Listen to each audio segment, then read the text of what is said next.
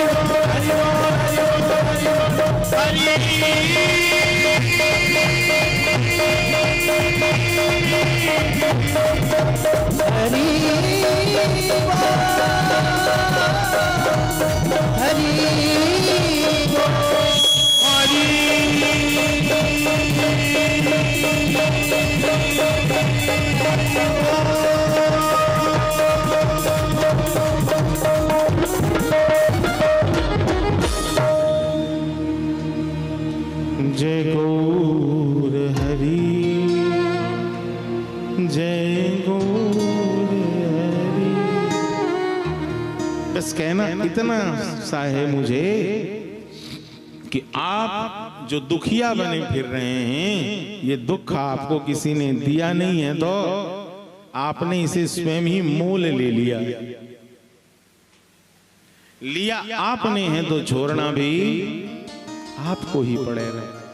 बोलो कोई छोड़ने में तो बड़ा दुख हो रहा है, बोले भैया उस दुख को सहने की शक्ति ही भगवान का नाम और भगवान की कथा आपको प्रदान करे। भगवान की कथा सभी दुखों को सहने का सामर्थ्य प्रदान करती हैं। इसलिए जहां भगवान सत्यात्मक हैं, जहां श्रीमद् भागवत में केवल सत्य का नहीं अपितु परम सत्य का निरूपण है, श्रीमद् भागवत का अद्भुत स्वरूप है। यहां केवल धर्म नहीं अपितु परम धर्म का निरूपण है।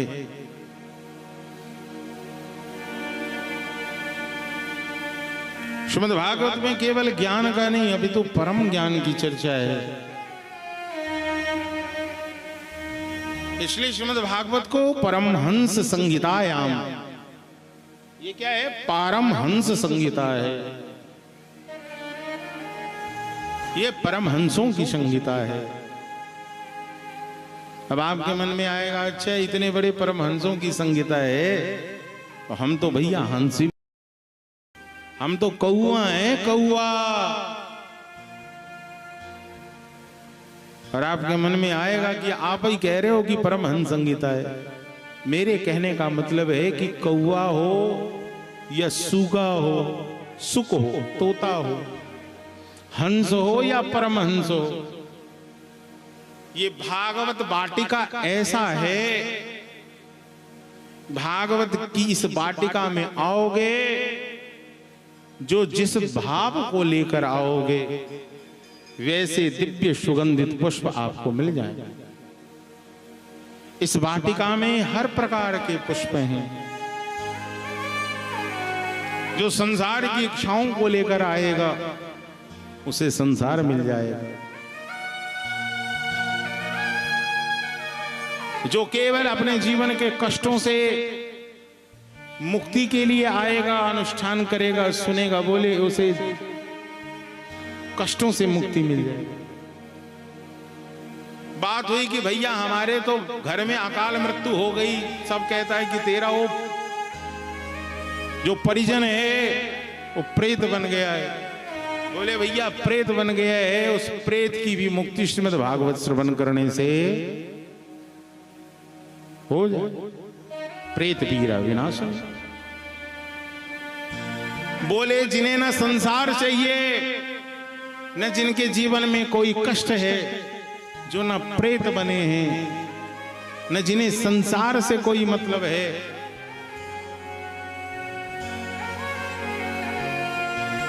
जो उस स्थिति में पहुंच गए हैं, जिन्होंने सीख लिया है कि माया क्या है और ब्रह्म क्या है, माया क्या है और ब्रह्म क्या है, ऐसे नील क्षीर भेद को जानने वाले जो हंस हैं, अब उन्हें भी चाहिए तो क्या चाहिए? बोले हमें भी श्रीमद् भागवत आश्रय चाहिए। बोले ब्रह्म और जीव से भी जो उपरत हो गए हैं, ऐसे जो परमहंस हैं, उनके लिए कौन सा साधन होगा? तब बात आई कि उनके लिए तो कोई यज्ञ नहीं, कोई अनुष्ठान नहीं, क्योंकि उनके जीवन में ना कोई संकल्प है और ना बाबूजी कोई विकल्प है। इसलिए ना कोई दुख है और ना ही कोई, न दुख से ही प्रभावित होते हैं और न सुख में ही आह्लादित होते हैं। जो सुख और दुख से उपरत हो गए ऐसे परमहंस हैं। बोले उन परमहंसों को क्या चाहिए? बोले हमें भी श्रीमद् भागवत चाहिए। क्यों? क्योंकि श्रीमद् भागवत में विशुद्ध रूप से संसारिक विषयों का नहीं, अपितु यहां जिसे जो चाहिए उसे वो मिल जाए।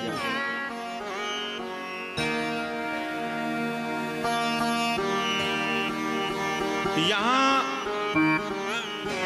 सबके लिए कुछ न कुछ है, और जिसे कुछ नहीं चाहिए उसके लिए सब कुछ है। यह जो स्वरूप है यह श्रीमद् भागवत का है। इसलिए श्रीमद् भागवत में परम ज्ञान का निरूपण है। श्रीमद् भागवत में परम धर्म का निरूपण है, और श्रीमद् भागवत में परम सत्य का निरूपण है। वो कौन है? तो कहते जो जन्म लेते हैं ना, तो जिनके जन्म के रहस्यों को भी केवल वही जान पाते, वो ऐसे रहस्यात्मक हैं, इतने सारे रहस्यों से भरे हुए। अब सोचिए कि कभी कभी समाज में कोई व्यक्ति कह देता है हम बड़े रहस्यमयी लोग हैं, तुम हमें नहीं पहचान पाओगे। तो अब आप कल्पना कीजिए कि श्री कृष्ण कितने रहस्यमयी हैं। जो जन्म लेते हैं मथुरा में, जब आज आप कथा सुनते हो तो आपको मालूम है कि मथुरा में जन्म हुआ और गोकुल में बधैया बजी, लेकिन उस समय यदि मालूम कंस को चल जाता तो कंस चराई नहीं करता।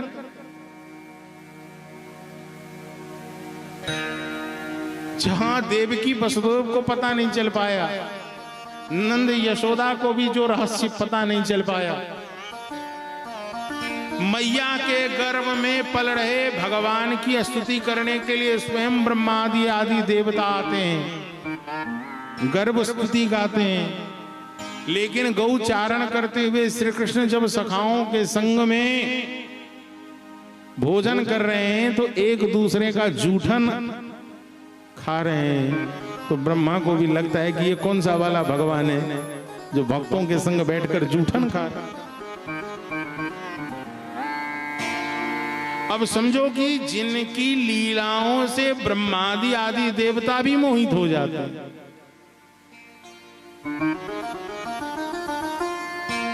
जानते हुए समझते हुए भी इतने रहस्यात्मक हैं। भगवान के न जाने कितने जन्म अनंतानंत अवतार लेते हैं।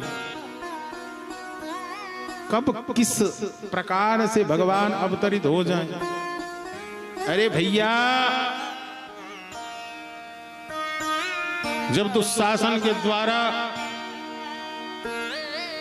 पंचाली के साड़ी को खींचने लगा है,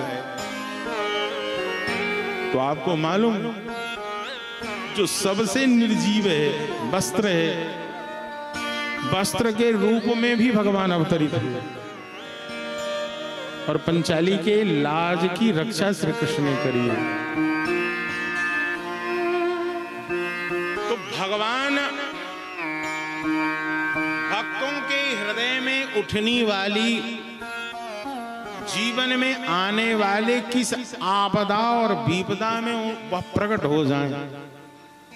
और सत्यता तो यही है कि हम भगवान के लिए एक अवधारणा कर लिए। हमारे मस्तिष्क में एक दृश्य हो गया है कि शंकर जी कैसे दिखेंगे, तो बोले शंकर जी विकराले होंगे, बड़े विकराल होंगे। तो कैसे? जटाजूटधारी होंगे, चिदाभस्म रंगाए होंगे, बागंबर धारण किए होंगे। हमें बताओ, केवल यही स्वरूप है उनका क्या? महादेव का एक स्वरूप है सदा शिव, जो कैलाश पर योग की मुद्रा में बैठे हुए हैं, ध्यान मुद्रा में बैठे हुए। आप उस मुद्रा का ध्यान कीजिए जहां ज्ञान चक्षु प्रकाशित हो रहा है। ये तो सामान्य सा भक्ति का रंग है कि भगवान भांग धतूरा खाते हैं। भगवान कुछ नहीं खाते हैं। जो नशा उन्हें हर समय मदहोश रखता है, वह नशा है भगवत लीला गुण धाम का चिंतन, भगवान नाम स्मरण। वहां ये सामान्य सा पेय, सामान्य सा मादक उनके ऊपर कोई असर नहीं कर सकता। लेकिन हम आपने एक अवधारणा बना ली। और आजकल लोग क्या करते हैं, छोटा सा भी कार्यक्रम हुआ, वही रूप भोले बाबा का बना दिया, भस्म लगाकर वो नाच रहे हैं। तो अब यदि बताओ कि सदा शिव स्वरूप में यदि महादेव वहां आ जाएंगे तो कोई उन्हें समाज में स्वीकार करेगा? क्यों? क्योंकि आपकी अवधारणा हो गई है कि भगवान ऐसे ही दिखते, भगवान हर समय त्रिशूल लेकर ही भागते होंगे। अरे नहीं, भगवान को देखना और समझना है तो उसके लिए आपको खुद को देखना पड़ेगा। वास्तविकता यही है कि भगवान यदि स्वजन हैं, जन हैं, तो उनके अंदर भी वही सब स्थिति है जो आपके अंदर है। आपके अंदर अंश में है और उनके भीतर में अंशी के रूप में है। ईश्वर अंश जीव अविनाशी, चेतन अमल सहज सुख राशि। भगवान ऐसा नहीं कि हर समय मुरली धारण ही किए रहते हैं।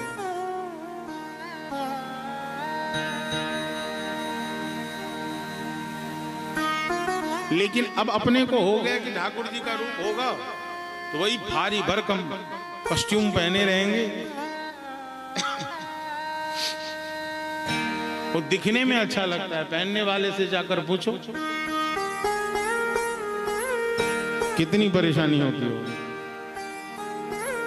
लाला, कितनी परेशानी होती है।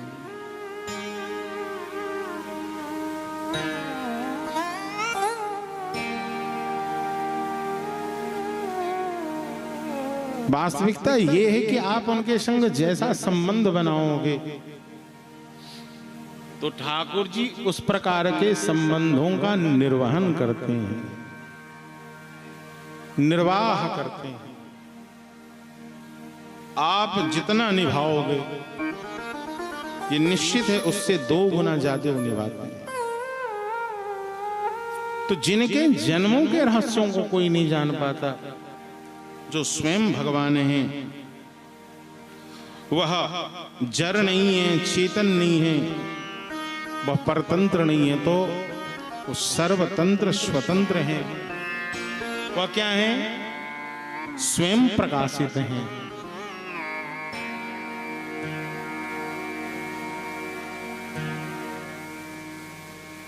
एक जगह प्रकाश किया जाता है, लेकिन यहां कोई प्रकाश की आवश्यकता नहीं है, स्वयं प्रकाशित हैं।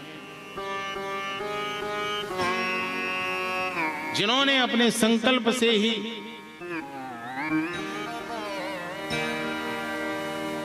ऐसे जो प्रभु हैं, नाम स्पष्ट नहीं है, लेकिन ऐसे जो प्रभु हैं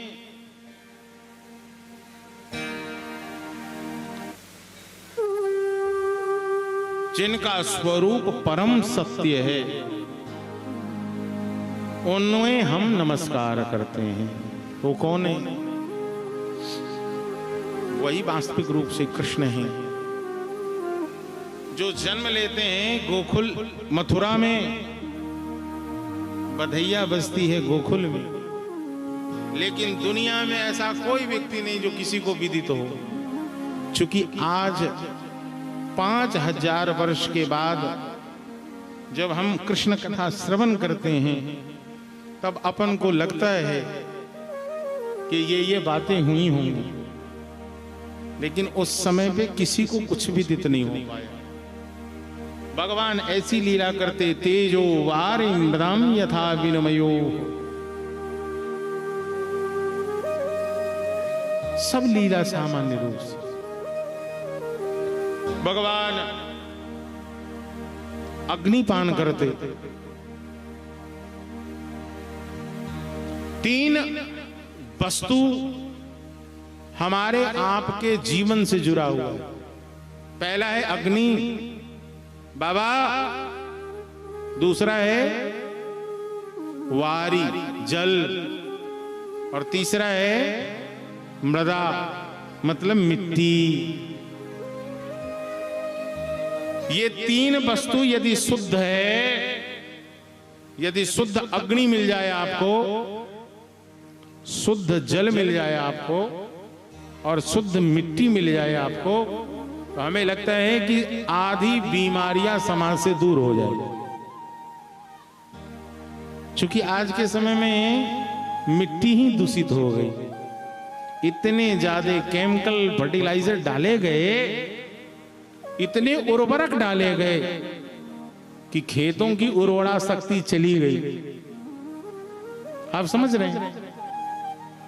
अनाज तो आप स्वच्छ खा रहे हैं, लेकिन उसमें इतने कीटनाशक केमिकल आ गया, जिसके कारण मिट्टी क्या हो गया? दूषित हो गया। वहां से बीमारियों का घर प्रारंभ हो गया। मिट्टी को शुद्ध करने वाले जो जीव थे, केचुआ, आज मिट्टी से वो समाप्त हो चुका है। दिखता है समाज में कहीं आपको।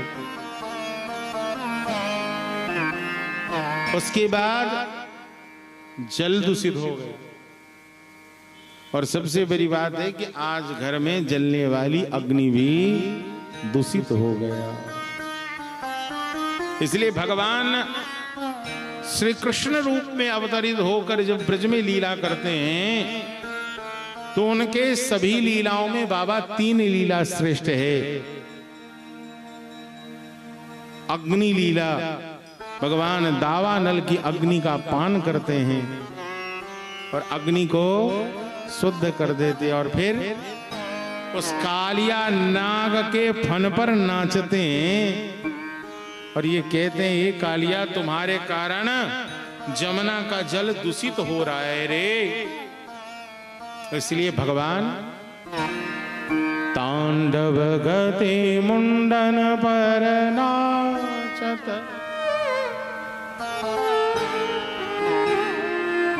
पम पम पम पम पटकत, पम पम पम फननी ऊपर, पम पम पग पटकत भं भं भं फननि ऊपर, बिम बिम बिम विनद करद नारद भारी, तांडव गति मुंडन पर नाचत गिरधारी, तांडव गति मुंडन पर नाचत गिरधारी, ऐसा नृत्य किया। और उस नृत्य का रहस्य यही है कि यदि ब्रजवासियों को मैंने शुद्ध अग्नि प्रदान कर दी, अब यदि शुद्ध जल मिल जाएगा, क्या बात। फिर ठाकुर जी सोचते कि भैया इस ब्रज की मिट्टी को मुझे शुद्ध करना है,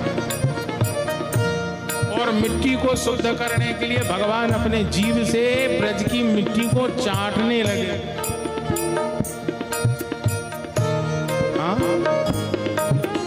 छोटे छोटे बालक आए और आकर मैया के पास शिकायत किए, मैया यशोदा तो को पतो। कहा लाला, अरे मैया तेरा ये छोरा कन्हैया ना मिट्टी खावा है मिट्टी। अच्छो तेरे दाढ़ी के इधर मिट्टी खावे। कन्हैया जाकर मैया के पास कहता है, नारी मैया ये जितने सखा हैं हमारे सब झूठ बोल रहे हैं मैया। मैंने मिट्टी ना ही खाई मैया। अच्छा तेने मिट्टी नहीं खाई? ए बलदाव, तेने देखियो कन्हैया ने मिट्टी खाई। बलदाव जी बोले कि गलतियां तो मैं भी करता हूं, शिकायत करूंगा तो मेरी शिकायत छोटी होगी, कन्हैया की शिकायत बड़ी होगी, पहले मैया मुझे ही ना पीट देवे। इसलिए बलदाव जी बोले भैया मौको पतो ना है, मैंने देखी नहीं है लेकिन मैंने सुनी है। आज मैया यशोदा कहती है कि आज पहली बार तू मुंह खोलेगा, ए दुर्वृत्त बंदरों के यार, तू मुंह खोल, मैं तुम्हारे मुख्य को देखूंगी। और श्री कृष्ण भी कहते हैं कि मैया यदि मेरी बातों पे भरोसा नहीं है तो मैं निश्चित आज तुम्हें अपना मुख खोल कर दिखाऊं। ये लीला है लेकिन इसके पीछे रहस्य है। केवल ये एक लोक शिकायत नहीं है, भजन में अच्छा लगता है लेकिन इन सभी लीलाओं के पीछे क्या है? रहस्य है। क्या है? हाँ, ओ तेरे लाला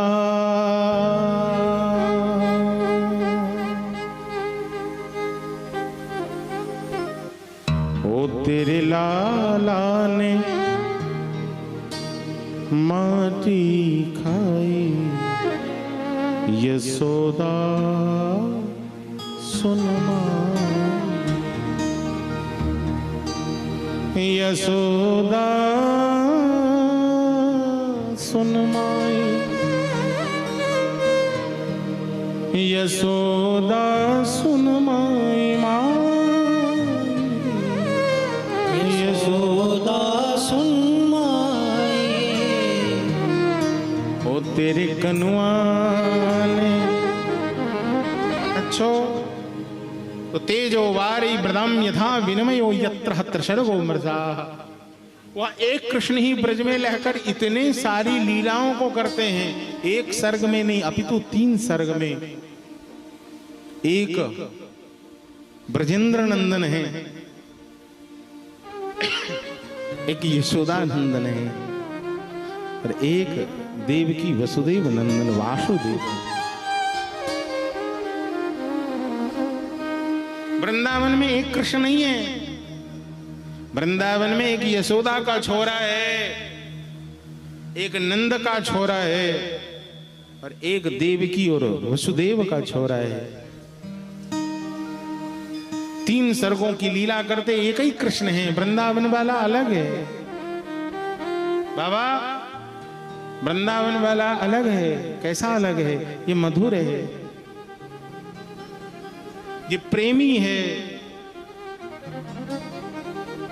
लेकिन जैसे ही वो मथुरा जाता है, सांदीपनी के विद्यालय में जाकर पढ़ता है, तो अब ये ज्ञानी हो गया है, नीतिज्ञ हो गया है, ये राजनीतिज्ञ हो गया है। अब तो राज्य कैसे चले इसका कौशल आता है। मथुरापुरी ही द्वारिकापुरी है। ये वृंदावन के यशोदानंदन वह तो वृंदावन में ही है, लेकिन देवकी और वसुदेव नंदन तो अब द्वारिकाधीश हो गए।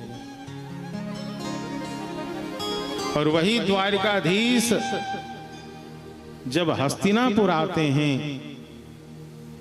तो शांति दूत बनकर आते हैं। दुनिया में ऐसी शांति तो किसी ने देखी नहीं। दुनिया में ऐसा शांति दूत कौन होगा जैसे श्री कृष्ण थे, बताओ। जब बात नहीं बनी तो भी श्री कृष्ण जिनका सारथी बने हैं, संबंध में बहनोई है, सुभद्रा का पति है अर्जुन, लेकिन उससे पहले संबंध है कि सखा हैं, मित्र हैं, उनके रथ को हाँक रहे हैं। कौन? कन्हैया। रथ हाँकने में जो ड्राइवर होता है बड़ा सजग होता है, क्योंकि चारों तरफ से बाणों का टंकार चल रहा है। इधर से बाण मारे जा रहे हैं, उधर से बाण मारे जा रहे हैं। रथ को हर तरफ घुमाना है, यहां से वहां, इधर से उधर, इधर से उधर। अब जो योद्धा लड़ रहा है, बाण चला रहा है, अब सोचियो कैसे कहेगा कि दाएं मुड़ो बाएं मुड़ो। तो अपने पांव में पहनने वाले पादुका में एक नूक बनाकर रखता है। यदि उसे दायां घूमना है तो उसकी पीठ में चुभोता है, बायां घूमना है तो बाईं पीठ में चुभोता है। बताओ, ऐसा शांति दूत जो ऐसा सारथी बना हुआ है, ड्राइवर बना हुआ है, जिसे अर्जुन के चरणों कितने सुकोमल हैं। गोपियां कहती हैं कि श्री कृष्ण के चरण और शरीर इतने सुकोमल हैं कि मैया लक्ष्मी जब भगवान का चरण दबाने जाती हैं तो केवल ऐसे ऐसे करती हैं धीरे धीरे, कहीं हस्तचाप न पड़ जाए भगवान के ऊपर, तो मेरे हाथ का छापना आ जाए उनके शरीर पर। इतना सुकोमल जिनका शरीर है, जब सारथी बनते हैं तो उस चरण के कील को भी सहन कर लेते हैं। जहां चारों ओर लाशें बिछी हुई है, आप सोचिए वहां किसी को फुर्सत होगा बातचीत करने का? इतनी हिम्मत कोई जुटाएगा क्या? जहां घबराया हुआ वह अर्जुन भी अपने गांडीव को लाकर श्री कृष्ण के चरणों में धर दिया। हे प्रभु, मुझसे युद्ध नहीं हो सकता। कार्पण्य दोषोपहत स्वभाव प्रक्षामि त्वां धर्म सम्मूढ़ चेत। ये लड़ाई न जाने किसके लिए हो रही है। ये सारे हमारे अपने भाई भतीजे मर रहे हैं, यहाँ तो सारे हमारे गुरु मर रहे हैं, हमारे सगा संबंधी मर रहे हैं। ये हम लड़ क्यों रहे हैं? मुझसे नहीं लड़ा जा सकता, मैं नहीं लड़ पाऊंगा। अर्जुन ने गांडीव छोड़ दिया, लेकिन उस धर्म युद्ध को प्रारंभ रखने के लिए ऐसी विपरीत परिस्थितियों में अनुकूल परिस्थिति बनाकर श्री कृष्ण ने 18 अध्याय के भगवत गीता का उपदेश अर्जुन को कर दिया।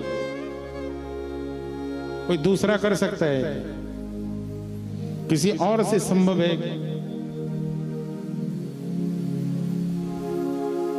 इसीलिए ये भगवान है, इसीलिए ये क्या है? भगवान। तो त्रिशर्गः, एक वृंदावन चंद्र हैं, दूसरे द्वारिकाधीश हैं, और तीसरे हस्तिनापुर के शांति दूत श्री कृष्ण हैं। अत्र त्रिशर्गो मृषा धाम्ना स्वेन सता निरस्तकोकम् सत्यं परं धीमहि। महामुनि व्यासदेव के द्वारा निर्मित यह श्रीमद् भागवत महापुराण, जहां मोक्ष फल से उपरत जो जीव हैं, अर्थ न धर्म न काम रुचि, बाबा गति न चहो निर्वाण, जिन्हें मोक्ष भी नहीं चाहिए, जो निर्मल हैं, ऐसे निर्मल जन यदि श्रीमद् भागवत आश्रय ले लेते हैं तो उनके जीवन के तापत्रयोन्मूलनम, दैहिक दैविक और भौतिक तापों का उन्मूलन हो जाता है। जिस दैहिक दैविक और भौतिक ताप से सामान्य जन पीड़ित है, आज निश्चित कर दिए कि उसका उन्मूलन हो जाएगा। कब? तो कहते सद्यो हृदय वरुद्ध कृतवे शुश्रुभि तत्क्षण शुश्रुभि तत्क्षण। जैसे ही सुनेगा तत्क्षण श्रवण के संग ही उसके जीवन में मंगल का आगमन हो जाएगा। बोले ऐसा अद्भुत क्या है? बोले कि वेदों का जो स्वगलितम फलम है, जिसमें न गुठली है न जिसमें छिलके हैं, है तो क्या है? बोले रसम। बात हुई बाबा कितना इस रस को पिया जाए? बोले जब तक तुम्हारी मौत न हो जाए तब तक पीते रहो।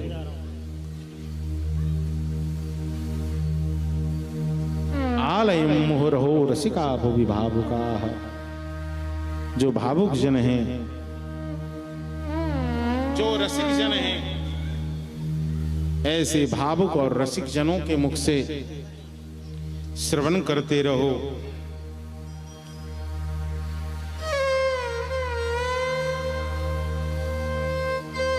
किनसे श्रवण करूं? निर्णय हुआ मुहुरहो रसिकाः,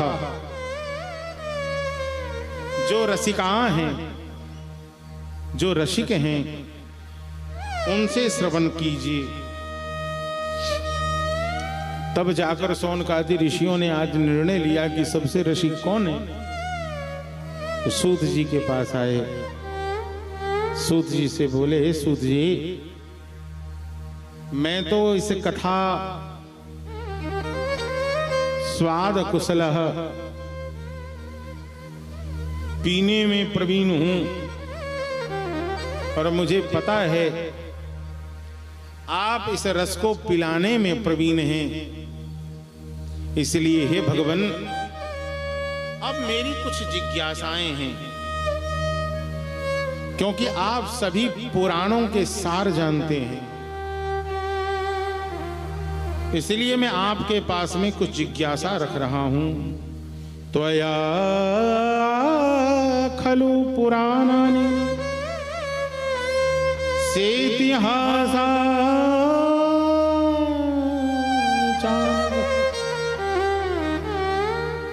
आप समस्त इतिहास पुराण और धर्म शास्त्रों को विधि पूर्वक अध्ययन किया है, तथा भली भांति आपने उसका चिंतन किया है। इसका मतलब है कि कथा उसी से सुना जाए जिसने अध्ययन किया है, जिसने गुरु आश्रय में रहकर उन रहस्यों को, उन श्लोक के दिव्य चिंतनों को श्रवण किया है। केवल और केवल उनसे श्रवण किया जाए, ऐसा संकेत कर रहे हैं। कौन कौन कर रहे हैं? सौनक जी कर रहे हैं, सूत जी के लिए। इसलिए हे आयुष्मान, उन शास्त्र पुराणों गुरुजनों के उपदेशों का हम कलयुगी जीवों के परम कल्याण का जो सहज साधन हो, वह सहज साधन आप मुझे बताइए। क्योंकि आज के समय में लोगों को साधन करने में रुचि नहीं रही, तो आदमी हर चीज में शॉर्टकट चाहता है। ऐसा कोई छोटा सा रास्ता मिल जाए, निकल जाऊं यहां से। बताइए ना मुझे, कोई ऐसा रास्ता है जिससे जल्दी पहुंच जाएंगे? भैया गली है, अरे गली है तो कोई बात नहीं, फिर भी पहुंच जाएंगे। यही बात चिंता सता रही है कि आज के समय में कोई साधन करना नहीं चाहता है, तो सब चाहता है कि सहजता से मुझे कैसे प्राप्त हो जाए, क्योंकि लोग आलसी हो गए हैं। और लोग आलसी हो गए ये तो चलता। श्री शौनक जी महाराज कहते हैं, मुझे चिंता इस बात की है कि खुद आलसी था तो चलता, लेकिन सबसे बड़ा आलस्य तो उसके भाग्य ने कर दिया। सबसे बड़ा मंदा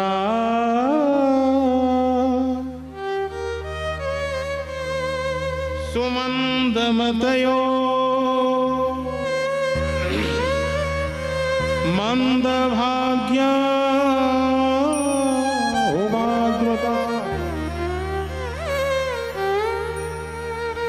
तो भाग्य की गति ने इतनी मंद गति दिखा दी कि अब कोई साधन उसे पता नहीं चल रहा है।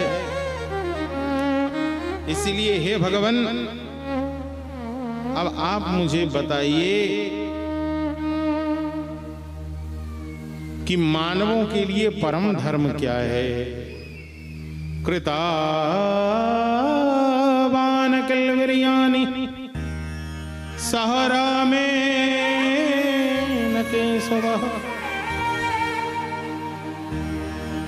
सबसे बड़ी बात कि मानवों के लिए परम धर्म क्या है? सबसे श्रेष्ठ कौन है? भगवान जब अजन्मा है तो जन्म का कारण क्या होता है? जो अजन्मा है वो जन्म क्यों लेते हैं? और जब जन्म लेते हैं तो उनके कितने अवतार हैं? वक्ता कौन श्रेष्ठ है?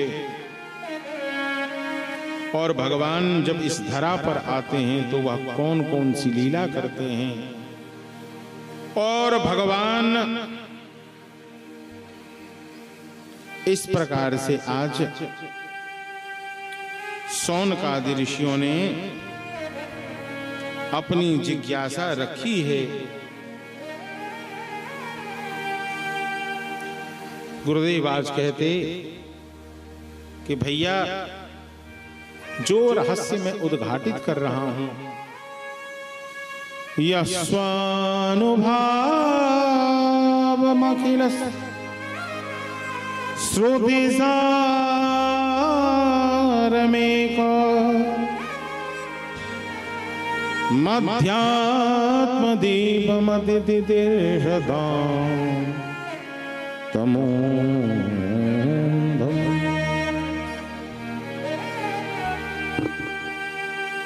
संसारिणां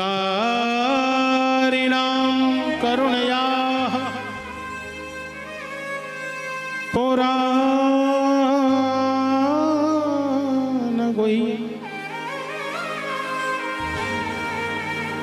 तं व्याससूनुमुपयामि गुरुमुनीनाम्।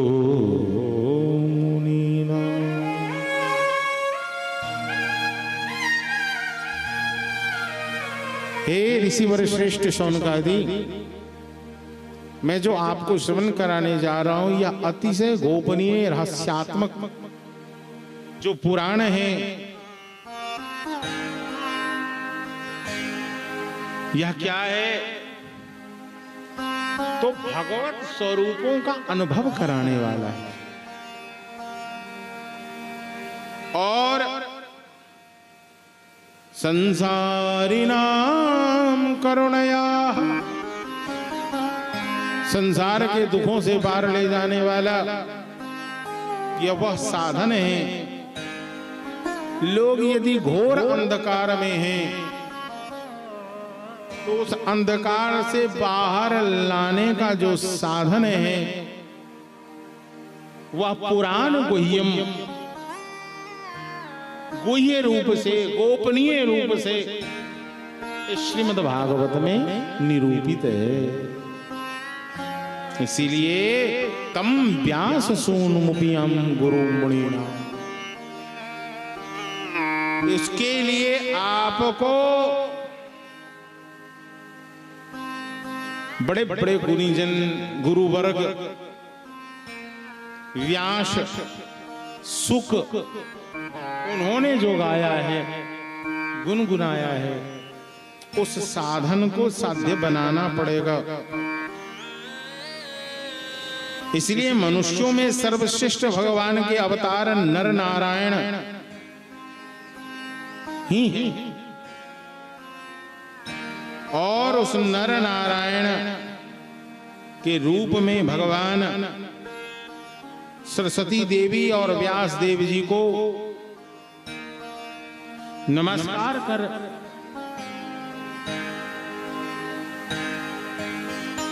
व्यास जी सरस्वती के चरणों में वंदना करके संत नारद की कृपा से प्राप्त उस साधन का जब विस्तार करते हैं तब जाकर श्रीमद् भागवत जी का प्राकट्य होता है। और इसलिए मानवों के लिए परम धर्म क्या है,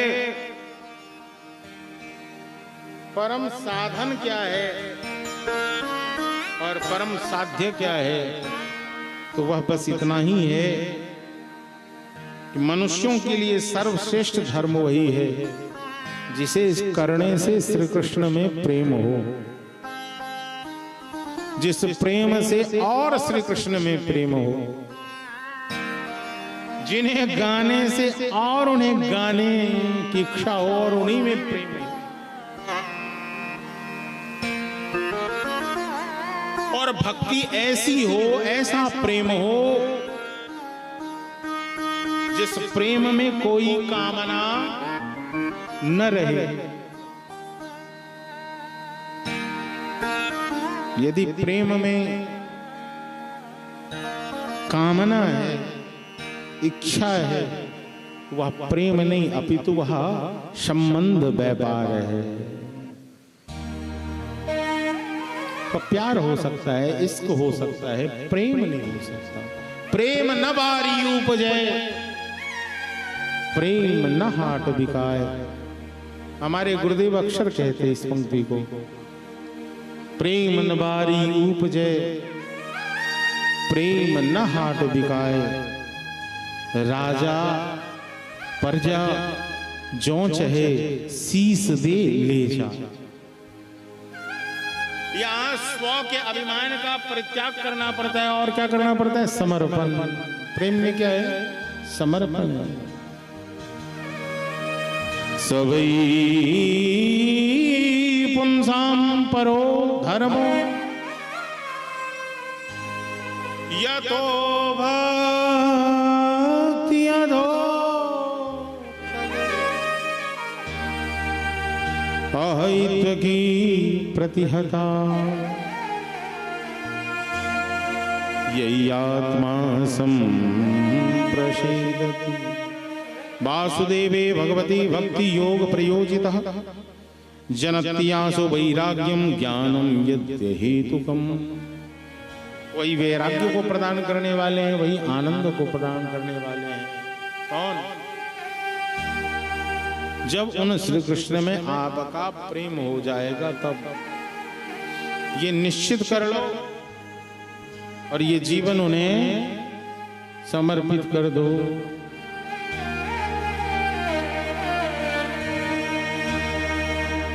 ये जीवन है तेरे हवाले।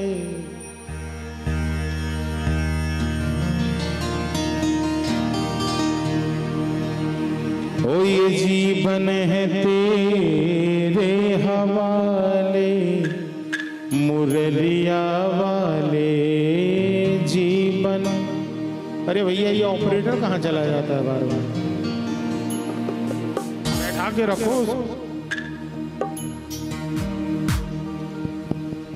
ये जीवन है तेरे हवाले, मुरलिया वाले जीवन है तेरे हवाले, मुरलिया वाले जीवन है तेरे हवाले, मुरलिया वाले जीवन है तेरे हवाले, मुरलिया वाले। तेरे हाथों की हम कठपुतली, तेरे हाथ की हम कठपुतली, तेरे हाथ की हम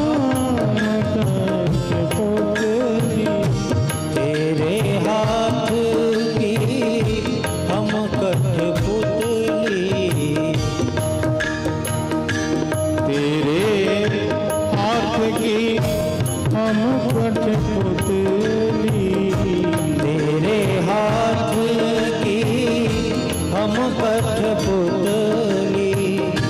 जैसा जैसा जैसा चाहे न चाहे मुरलिया वाले, जैसा चाहे न चाले, मुरलिया वाले जीवन है तेरे हवाले, मुरलिया वाले जीवन है तेरे हवाले, मुरलिया वाले।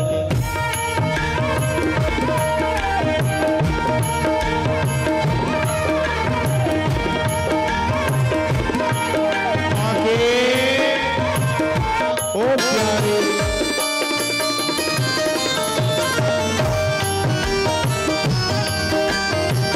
सभी गाँव प्यार से दोनों हाथ बैठकर घूमते हुए श्री राधा।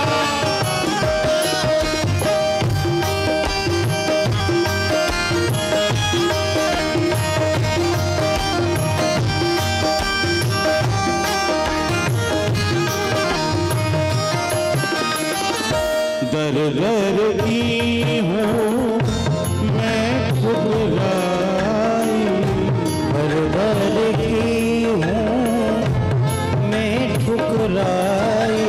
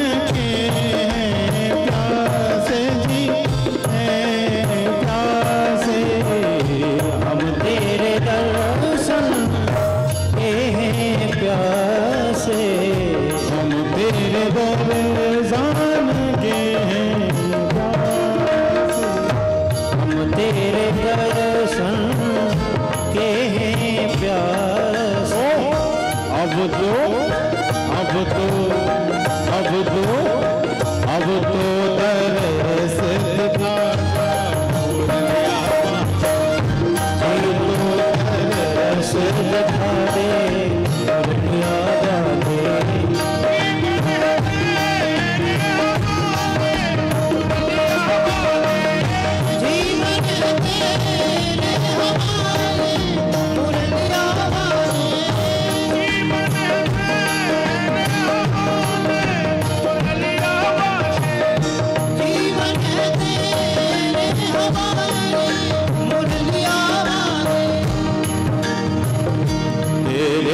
मुरलिया वाले मुरलिया वाले हमारे मुरलिया वाले मेरे मुरलिया वाले हमारे मुरलिया वाले तेरे मुरलिया वाले हमारे मुरलिया वाले ओरे मुरलिया वाले हमारे मुरलिया वाले मुरलिया वाले हमारे मुरलिया वाले अब तो अब तो अब तो तरस दिखा मुरलिया वाले अब तो तरस दिखा दे मुरलिया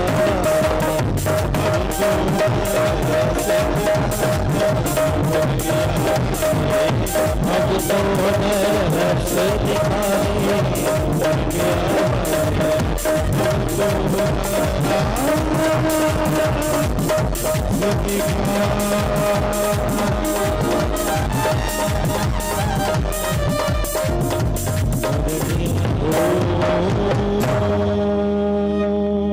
मुरलिया वाले ये जीवन है तेरे हवाले मुरलिया वाले जैसा चाहे नचा ले मुरलिया वाले अब तो तरस दिखा दे रे। ये दरस तब होगा जब आपके भीतर का समर्पण हो। जब तक संबंध बोध नहीं होगा आप उनसे संबंध नहीं बनाएंगे। जब तक भगवान समझोगे तो तुम्हें भक्त बनकर रहना पड़ेगा और उसके लिए सुनना पड़ेगा। सुनने के बाद आपके अंदर की वह जिज्ञासा, वह लिप्सा धीरे धीरे धीरे धीरे इन भोग विलासाओं से मुक्त कर देगा। भोगों का उद्देश्य आपको पता चल जाएगा। ये भोग केवल जीवन निर्वाह के लिए है, अन्यथा ये भोग हमें दुख ही दे सकता है। श्री कृष्ण चरणार विंद की प्राप्ति नहीं करा सकता। इसलिए जो तत्ववेता जन होते हैं वह भगवान का जो सच्चिदानंद रूप है, ब्रह्मेति परमात्मेति भगवानिति शब्दते है, सतचित आनंद स्वरूप है। केवल और केवल उस सतचित आनंद स्वरूप का ही ध्यान करते हैं। और ये तो निश्चित है कि जिन्हें इस संसार सागर से पार जाना होगा, मुमुक्षुः गौर रूपा हृत्वा भोगवदितथा नारायण कला शांता भजन्ति हयन सूयवा।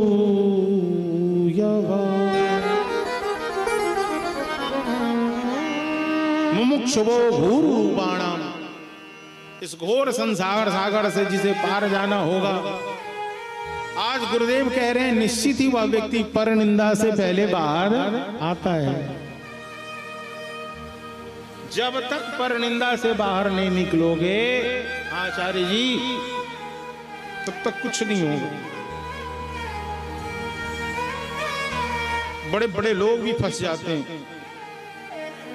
इसलिए भगवान श्री कृष्ण ही सारा सर्वस्व हैं। वासुदेव परा वेदा, वासुदेव परामखा, वासुदेव परा योगा, वासुदेव परा क्रिया, वासुदेव परम ज्ञानम, वासुदेवम परम तपः, वासुदेव परो धर्मो, वासुदेव परः गति। भगवान वासुदेव ही, कृष्ण ही क्या है? वेदों का सार है।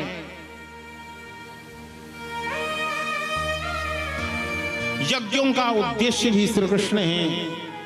और योग किनके लिए? बोले योग भी श्री कृष्ण के। योग केवल निरोगी काया से नहीं है। इसलिए तो गोपियां उद्धव से कह दी,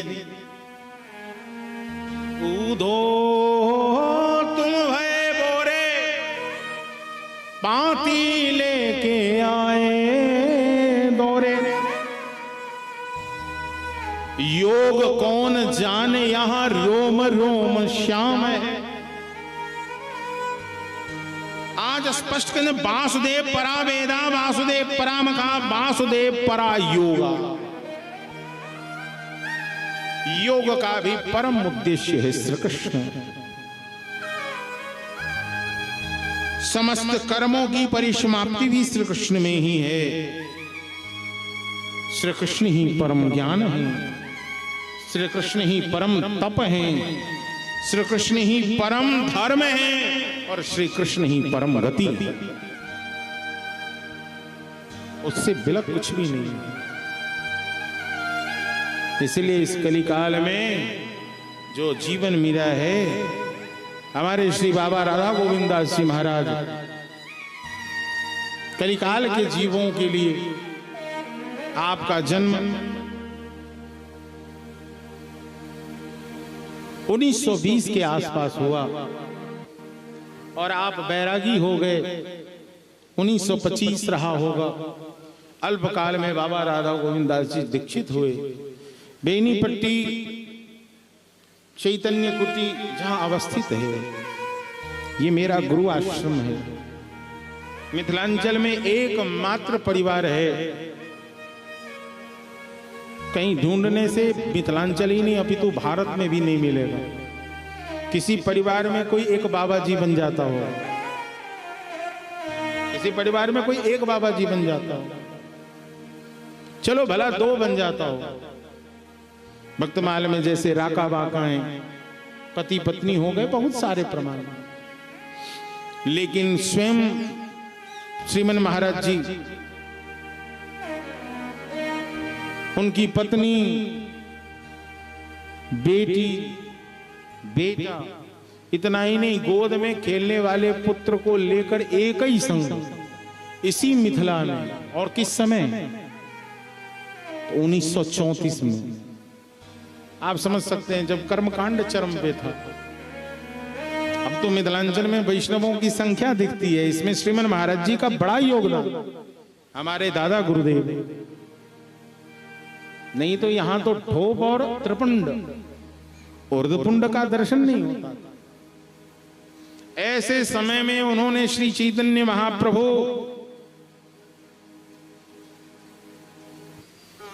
देव के चरणों में स्वयं को समर्पित किया, और समर्पित केवल वैष्णव नहीं हुए अपितु एक ही दिन में सबों ने वैराग्य संन्यास ग्रहण कर लिया। एक दिन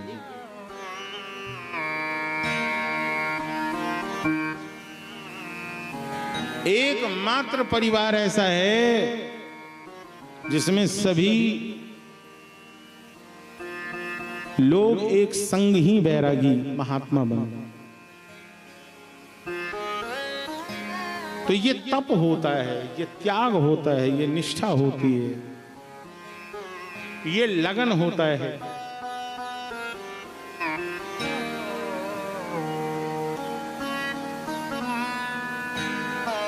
ये सबों के संग नहीं हो सकता। ऐसे महापुरुष, युग पुरुष इस युग में कभी कभी आते हैं। बाबा श्री राधा गोविंद दास जी महाराज, जो महाराज जी के संबंध में पुत्र थे और आध्यात्मिक संबंध गुरु भाई का था, गुरु भ्राता था, कभी विद्यालय नहीं गए।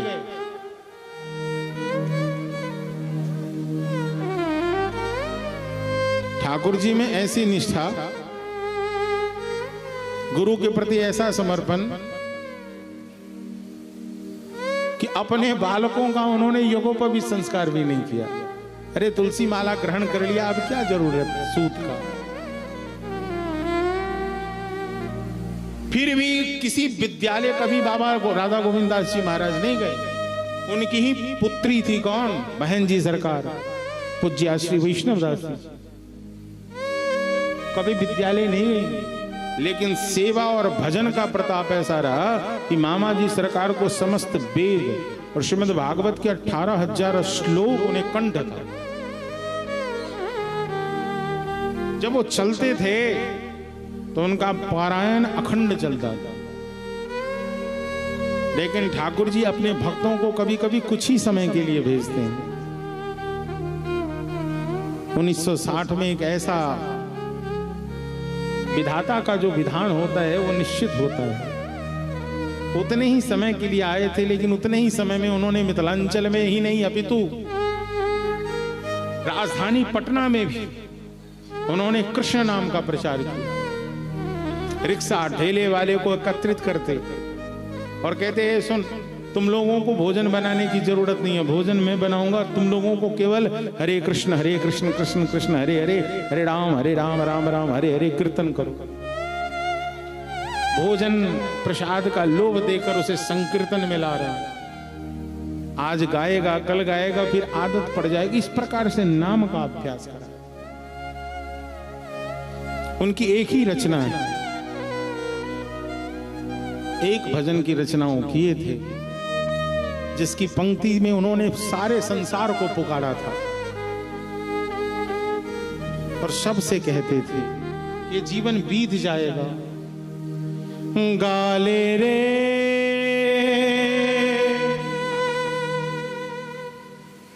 गाले रे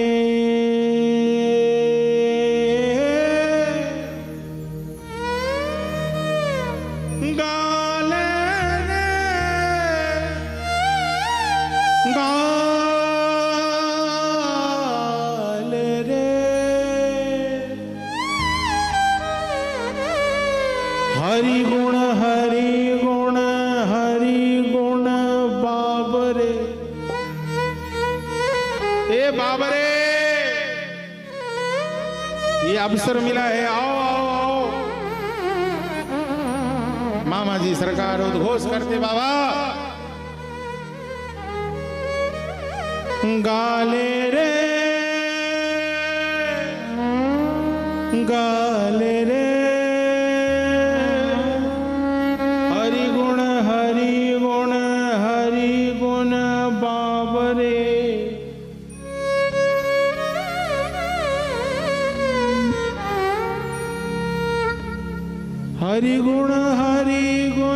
हरि गुण बावरिया।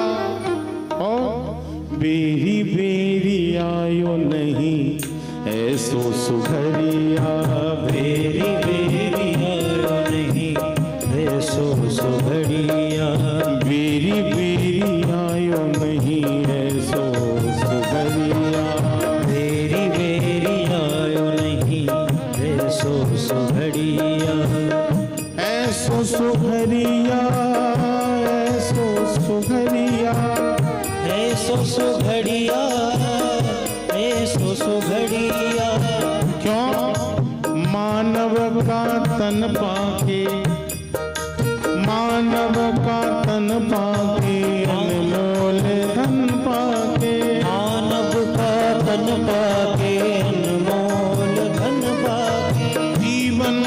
सफल कर ले हरि का भजन गाके। जीवन सफल कर ले हरि का भजन गाके। अब की बेरिया जो चूकोगे प्राणियों, अब की बेरिया जो चूकोगे प्राणियों, अब की बेरिया जो चूकोगे प्राणियों, अब की बेरिया जो चूकोगे प्राणियों, नाव पड़ेगी मझधारिया,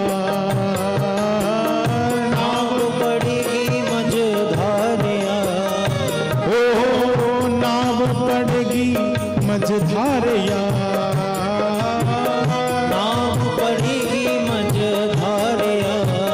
गाले रे गाले रे गाले रे गाले रे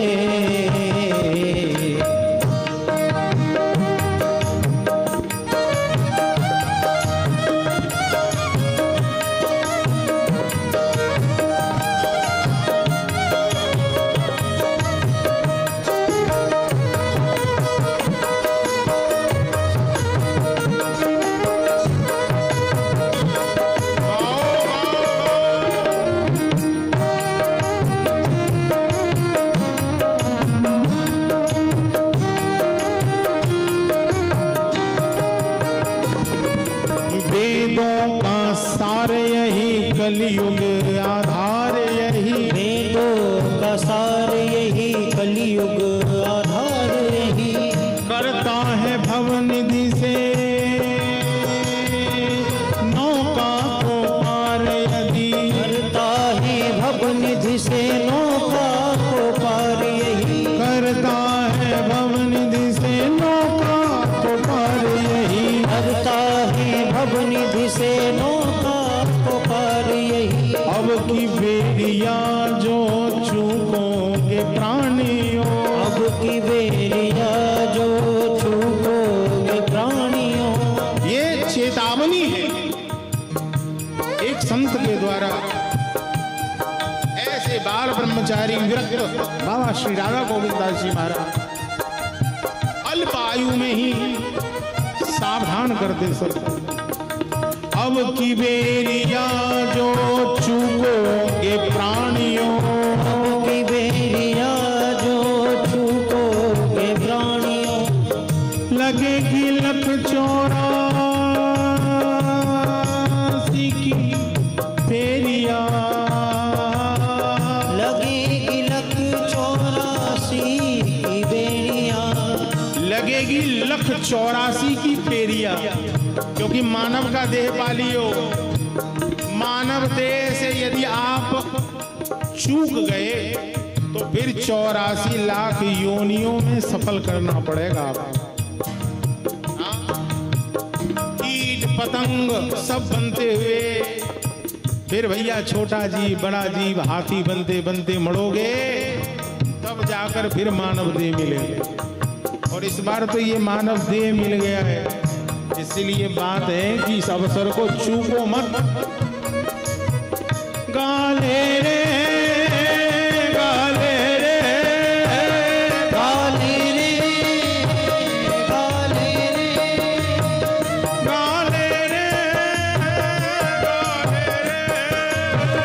गाले रे गाले रे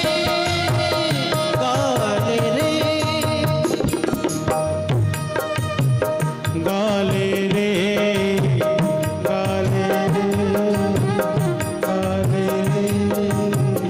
गाले क्या गाना है? हरे कृष्ण कृष्ण कृष्ण हरे हरे, हरे राम राम राम हरे हरे, हरे कृष्ण कृष्ण कृष्ण हरे हरे, हरे राम राम राम हरे हरे, हरे कृष्ण कृष्ण कृष्ण हरे हरे, हरे राम राम राम हरे हरे, हरे कृष्ण कृष्ण कृष्ण हरे हरे, हरे राम राम राम हरे हरे, हरे कृष्ण कृष्ण कृष्ण हरे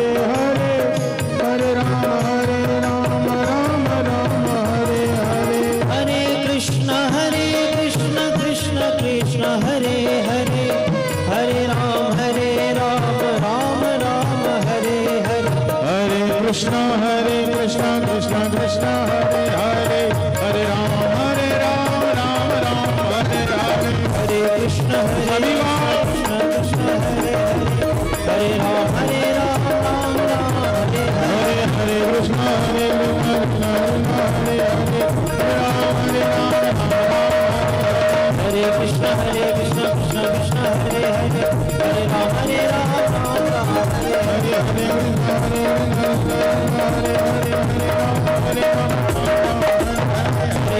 हरे कृष्ण कृष्ण कृष्ण हरे हरे, हरे राम राम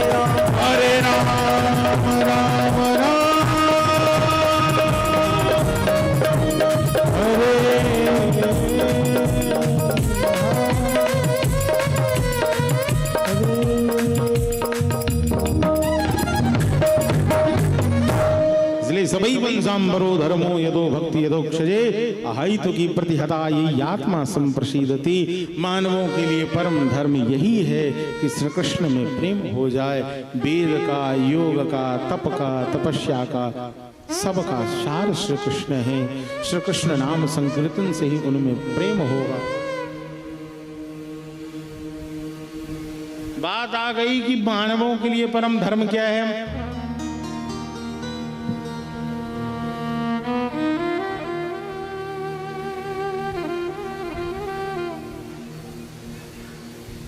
श्री कृष्ण में प्रीति।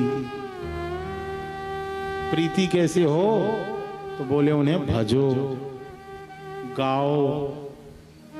गाने के लिए क्या करना पड़ेगा तो सुनो। बोले आपने मुझसे पूछा कि भगवान कब अवतरित होते हैं।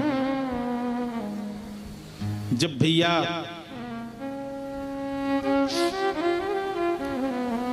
भगवान के अवतरण के कई रहस्य हैं।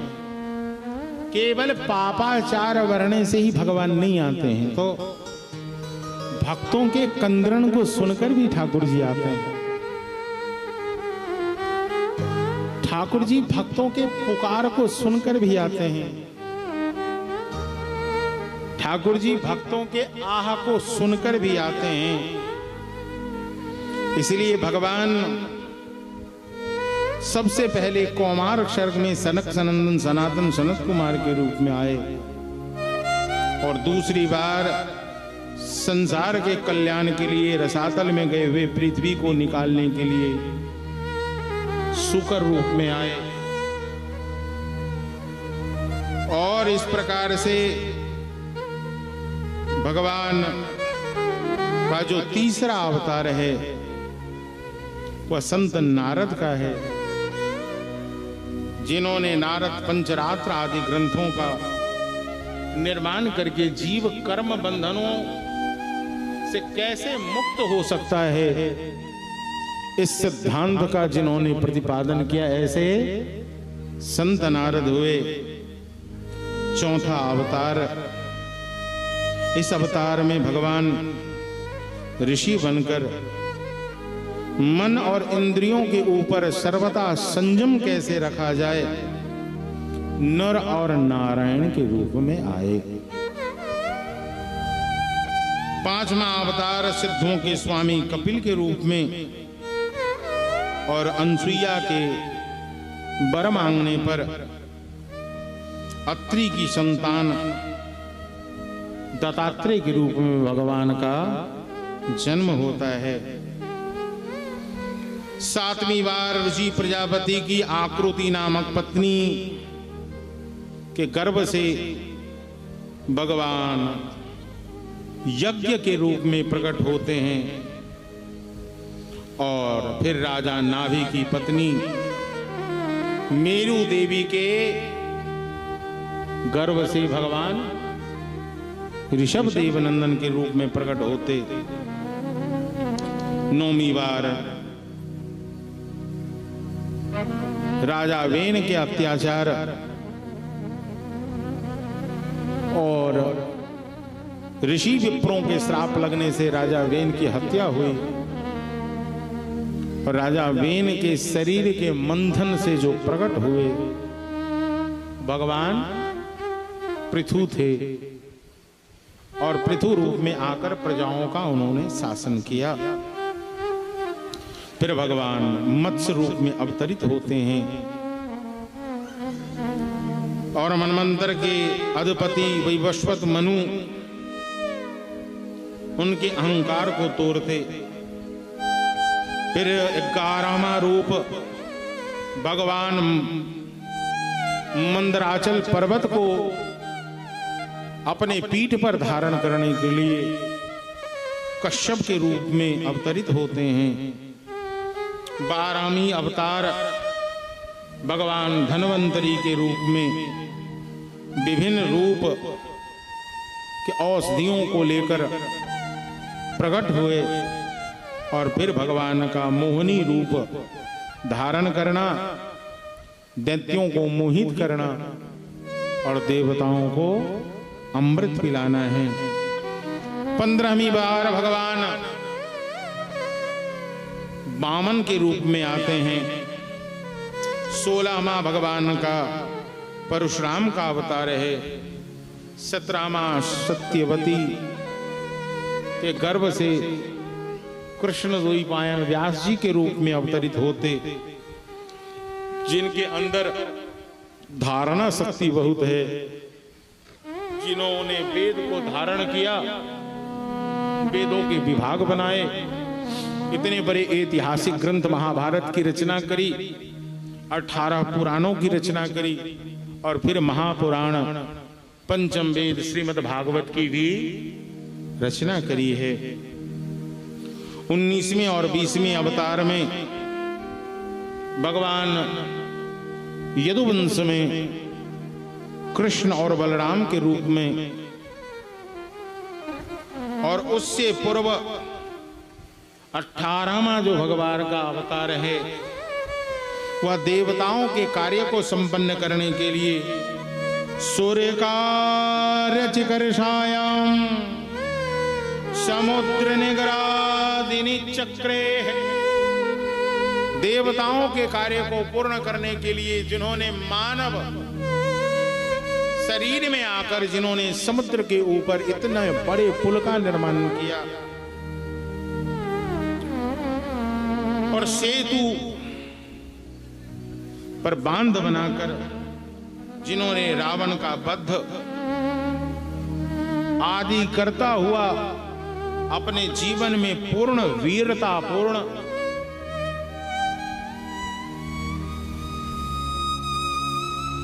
श्री राम ने अपने प्रजाजनों की सेवा करी है।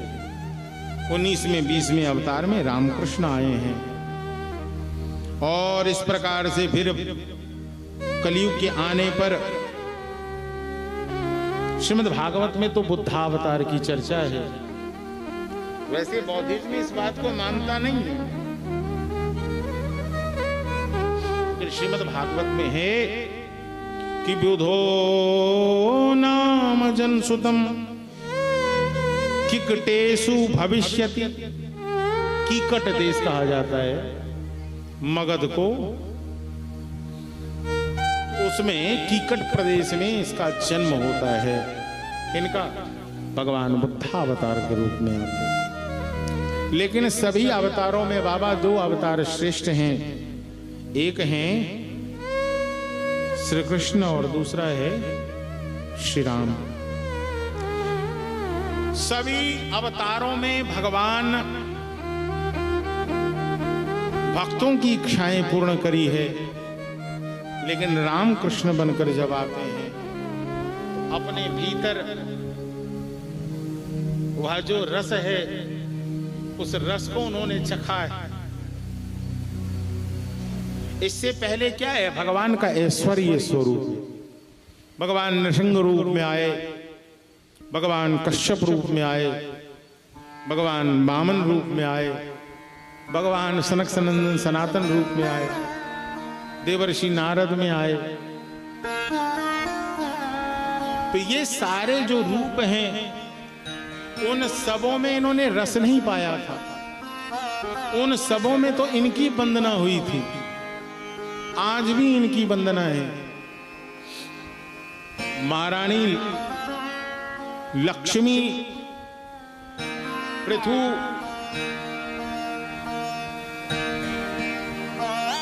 महाराज के संग ही अर्ची आ गई। दक्षिण पार्श्व से राजा बेन के दक्षिण भाग से भगवान कौन आए? पृथु आए। और वाम पार्श्व पे अर्ची देवी आ गई। लेकिन जन्म होना और जन्म में सोहर होना, बधाई गाना, ये तो जब रामा अवतार हुआ तभी जाकर उन्हें भी उस रस का आनंद मिला। अवध में जब बधैया बजी, छोटे से राम जब पांव में पैजनियां पहन के दशरथ के महल में चलते हैं और रुंझुन रुंझुन उनके चरणों ठुमक चलत रामचंद्र बाजत पैजनिया, ठुमक चलत रामचंद्र, ठुमक चलत रामचंद्र बाजत पैजनिया, ठुमक चलत रामचंद्र। कब देखा?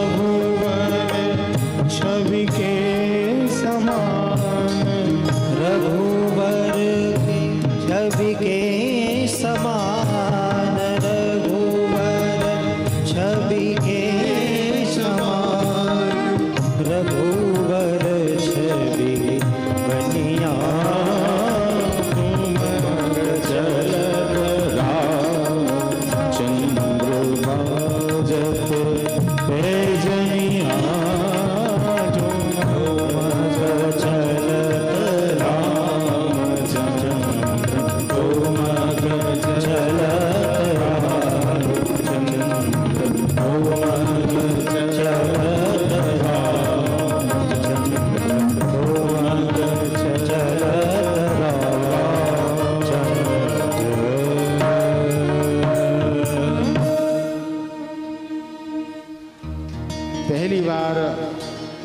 बाल गोपाल के स्वरूप काग के भाग कहा कहिए, ओ काग के भाग सजनी, काग के भाग कहा कहिए, हरि हाथ सोले माखन रोटी।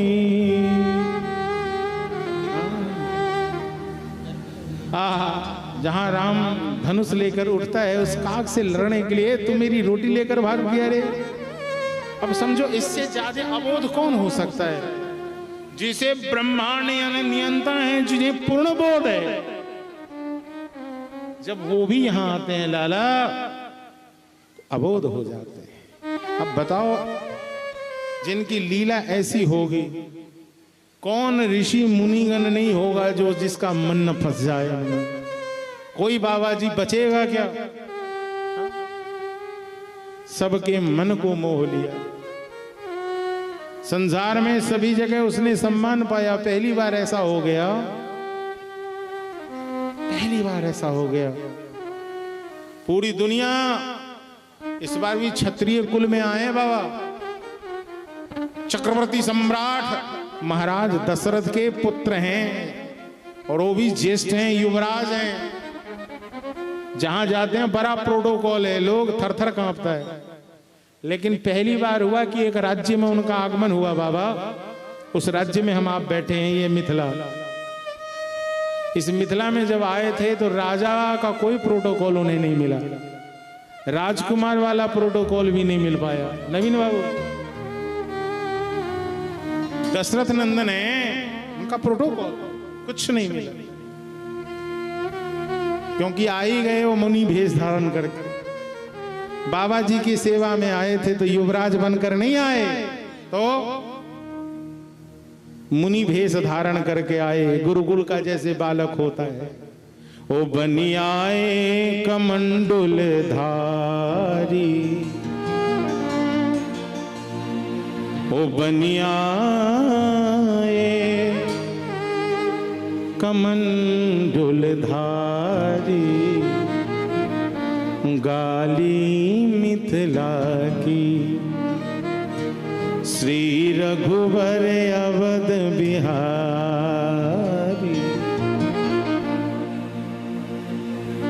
गाली मिथिला की। पहली बार यदि उनका मान और अभिमान पर थोड़ा भी ठेस पहुंचा है, यदि, वैसे तो भगवान आनंद स्वरूप हैं, सतत आनंद में रहते हैं, लेकिन यहां सुंदरता अभिमान में सीना। राम जी जब मुख पे चलते लाला, स्वाभाविक है। भीष्म पितामह जिनकी स्तुति में कहते हैं, त्रिभुवन कमलम रविकर गौर वरांबरम।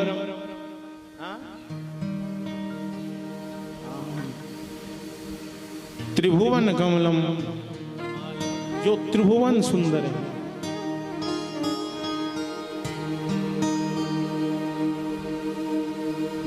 तमाल वर्णम रविकर गौर वरांबरम।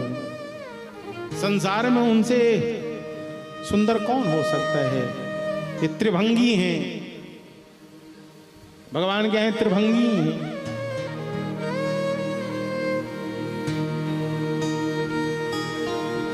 ये नटवर हैं, भेष धारण करते हैं नर्तक के जैसे, 3 जगह से टेढ़े हो जाते हैं।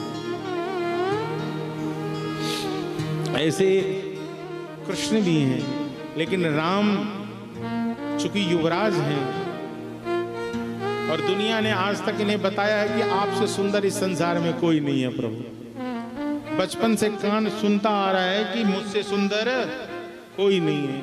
तो सुंदरता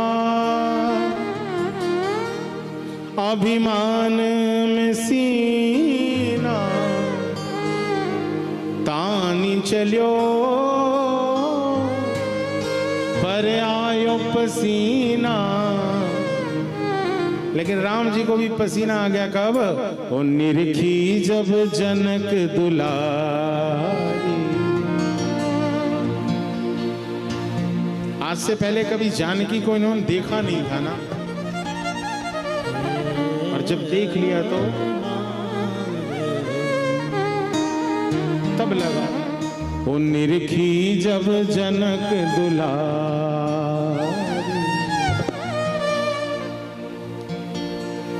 गारी देख कर राम जी को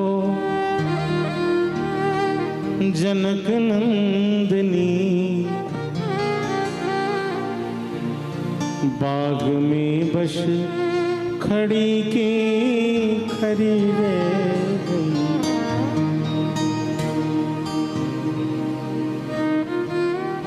राम देखे सिया को, सिया राम को। ओ राम देखे सिया को, सिया राम को। चारों अखियां लड़ी की लरी रह गई। देख कर राम जी को जनक नंदनी, देख कर राम जी को जनक नंदनी।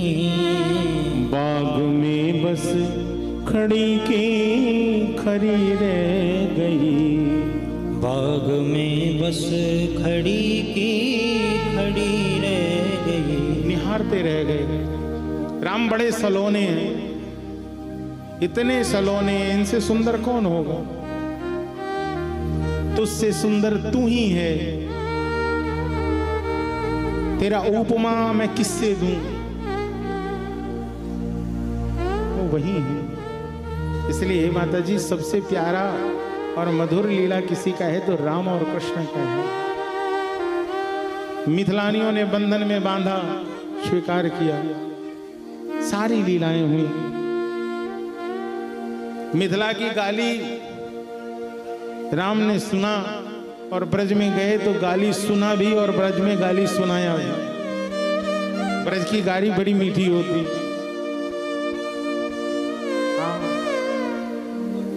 तो ये राम और कृष्ण का लीला श्रेष्ठ है। इदम भागवतम नाम पुराणम ब्रह्म संहितम उत्तम श्लोक चरितम चकारम भगवान ऋषि।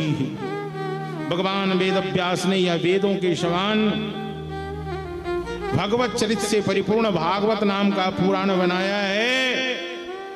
और यह पुराण चकारम सभी प्रकार से सभी जीवों का परम कल्याण करने वाला है। भागवत का अवतरण कैसे हुआ? भागवत की कथा तंत्र में भी है, भागवत की कथा पुराण में भी है। भागवत की कथा आगम निगम पुराण बखा, वेद में भी है। अपने मातृगर्भ में निवास कर रहे श्री सुखदेव गोस्वामी जब जन्म लेते हैं तो घर में नहीं रहते। क्यों? क्योंकि श्री सुखदेव गोस्वामी को मातृगर्भ में ब्रह्म दर्शन हो गया, और जिन्होंने ब्रह्म दर्शन कर लिया फिर मायावाद में फंसना उनके लिए संभव नहीं है। उन्होंने कहा मैं नहीं फंसूंगा। चले गए, पिता पीछे पीछे गए। ओ पुत्र रुको रुको रुको। पुत्र मोह में पड़े हैं कौन? पिताजी। ओ सुखदेव रुक जा रुक जा रुक जा। सुखदेव रुका नहीं। सुखदेव गोस्वामी के शरीर का एक औड़ा ऐसा है, ऐसा प्रभाव है उनके व्यक्तित्व का, ऐसा ब्रह्म चिंतन है। वृक्ष लता पता सब शिवो हम सुको हम सुको हम सुको हम कहने लगा। मैं ही सुख हूं, मैं ही शिव हूं। एक स्थिति हो जाती है। व्यास जी महाराज पुत्र चला गया वन में, इसका दुख तो था ही, लेकिन उससे ज्यादा दुख हो गया कि पुत्र के पीछे पीछे चले जा रहे थे। सरोवर में स्नान कर रही युवतियां इन्हें देखकर लज्जित हो गई। व्यास जी बोले, देवी जी मुझे देखकर शर्मा रही हो, मेरे बेटे को देखकर शर्म नहीं आई। उन बच्चियों ने आज व्यास जी से कहा, व्यास जी आपको देखकर शर्म इसीलिए आया क्योंकि आपके नेत्र में पुरुष और स्त्री का भेद है और आपके पुत्र की दृष्टि में अभेद है, तो उन्हें देखकर शर्म नहीं आया, आपको देखकर लज्जा। व्यास जी सोचने लगे कि अरे राम राम राम, अभी तक हमारी बुद्धि स्त्री और पुरुषों के भेद में ही पड़ा हुआ है, माया और जीव के भेद में ही पड़ा हुआ है। मैं कहाँ पड़ा हूँ, मुझसे कुछ नहीं हुआ। व्यास उदास हैं। संत नारद का आगमन होता है। नारद जी आकर अपने चरित्र सुनाते हैं। ओ व्यास जी आप क्यों दुखी हो? व्यास जी बोले, क्यों ना दुखी हूँ, मैं क्या बताऊं अपनी आप बीती, मेरी परिस्थितियां क्या चल रही है, मैं क्या सुनाऊं आपको। सारी अपनी आप बीती आज व्यास जी ने बताया। नारद जी बोले, अरे भैया काई को चिंता करते हो, संत के संग और सत्संग के प्रभाव से कुछ भी संभव है। जरा सुनो सुनो सुनो, मेरे जीवन की कथा सुनो, तुम्हें मालूम है मैं पूर्व जन्म में कौन था? नारद जी कहते, मैं तो पूर्व जन्म में एक दासी का छोरा था। मेरी मैया तो ब्राह्मणों की बस्ती में जाकर गैया दूहती थी। लाला एक दिन ऐसा उपस्थित हुआ, मेरी मैया गैया दोहने गई और उसी समय मेरे मैया के चरण में सर्प ने डस लिया। लेकिन इससे पूर्व की जो बातें हैं व्यास जी वह सुनिए। यही चतुर्मास से चल रहा था, जो अभी है ना 4 माह, सावन, भादो, आश्विन और कार्तिक, ये चतुर्मास से है। प्राचीन समय में चूंकि ये बरसात का मौसम होता है, इसलिए संत महात्मा एक ही जगह रुक जाते थे, यातायात की व्यवस्था नहीं रहती थी। बाबा नदी अपने उफान पर होता था और पहाड़ों का गिरना प्रारंभ हो जाता था, इसलिए एक जगह स्थायी होकर भजन करेंगे। इस बार संजोग की बात यह है कि संतों की टोली उसी बस्ती में रही और 4 महीने तक नित्य सत्संग होता, नित्य कथा होता, नित्य भजन होता। संत नारद का मन भी उन महात्माओं में रम गया और ऐसा रमा कि ये भी भगवान के नामों का गायन करने लगे। अब तो परिस्थिति ऐसी हो गई कि ये बोले कि बाबा जी हम भी आपके संग चलेंगे। हम संत नारद की मैया ने सोचा एक ही छोरा है, छोड़ के चला जाएगा तो बाबाओं को जाकर उन्होंने समझाया। बाबा ने कहा मातृ सेवा कर ले, सेवा से निवृत्त हो जाना तो भजन घर में भी कर सकते हो। कर सकता हूं, कैसे कर सकता हूं? तो उन्होंने मंत्र दे दिया, नमः नमो भगवते वासुदेवाय, नमः नमो भगवते वासुदेवाय। इस मंत्र का जप करना। नारद जी यही जप करने लगे, मैया का सेवा करने लगे। एक दिन मैया को सर्प ने डस लिया। नारद जी कहते मेरी मैया तो मर गई, लेकिन उन संतों के संग का प्रभाव देखिए मेरे जीवन में। नारद जी कहते कैसा पड़ा कि भगवान की परम मधुरमय नाम मेरे जिह्वा पर आकर मेरे रचना में बस गया। अब मैं तो हर समय उन नामों को गाता और उसका परिणाम हुआ कि देवदत्ताम इमाम बीना स्वर ब्रह्म विभूषिता मूर्छित्वा हरिकथां गायमानस चरामयम्। अब तो मैं भगवान की दी हुई यह स्वर ब्रह्म जहां भी जाता हूं नारायण नारायण नारायण नारायण, मैं भगवान के मधुर नामों का गायन करता रहता हूं और मैं सतत प्रसन्न रहता हूं। अब मेरे जीवन में आनंद है, इसलिए इस पीड़ा में भी आप सत्संग कीजिए। सत्संग का महत्व है। सत्संग से व्यास जी और भगवान के नाम का स्मरण करने से जीवन में कैसा भी दुख आपदा क्यों ना आया हो बाबा, सभी दुखों को सहने का सामर्थ्य भगवान का नाम प्रदान कर देता है। हरे कृष्ण कृष्ण कृष्ण हरे हरे, हरे राम राम राम हरे हरे। कृष्णाय वासुदेवाय हरे परमात्मने प्रणतः क्लेशनाशाय गोविंदाय नमो नमः। प्रणत क्लेश, जैसे ही नत हो जाओगे बेटा, सो ही समस्त क्लेश को, दुखों को वह अपने में खींच लेंगे, हरण कर लेंगे। इसलिए आप चुप, आप शांत रहिए और भजन कीजिए। क्या भजन करूं, अब मुझसे क्या होगा? बोले मैं आपको वही मंत्र देता हूं। और फिर आपको मालूम है, मैं दासी के पुत्र से सीधा जाकर ब्रह्मा के मानस पुत्र के रूप में जन्म लिया, और फिर मेरे पिताजी के द्वारा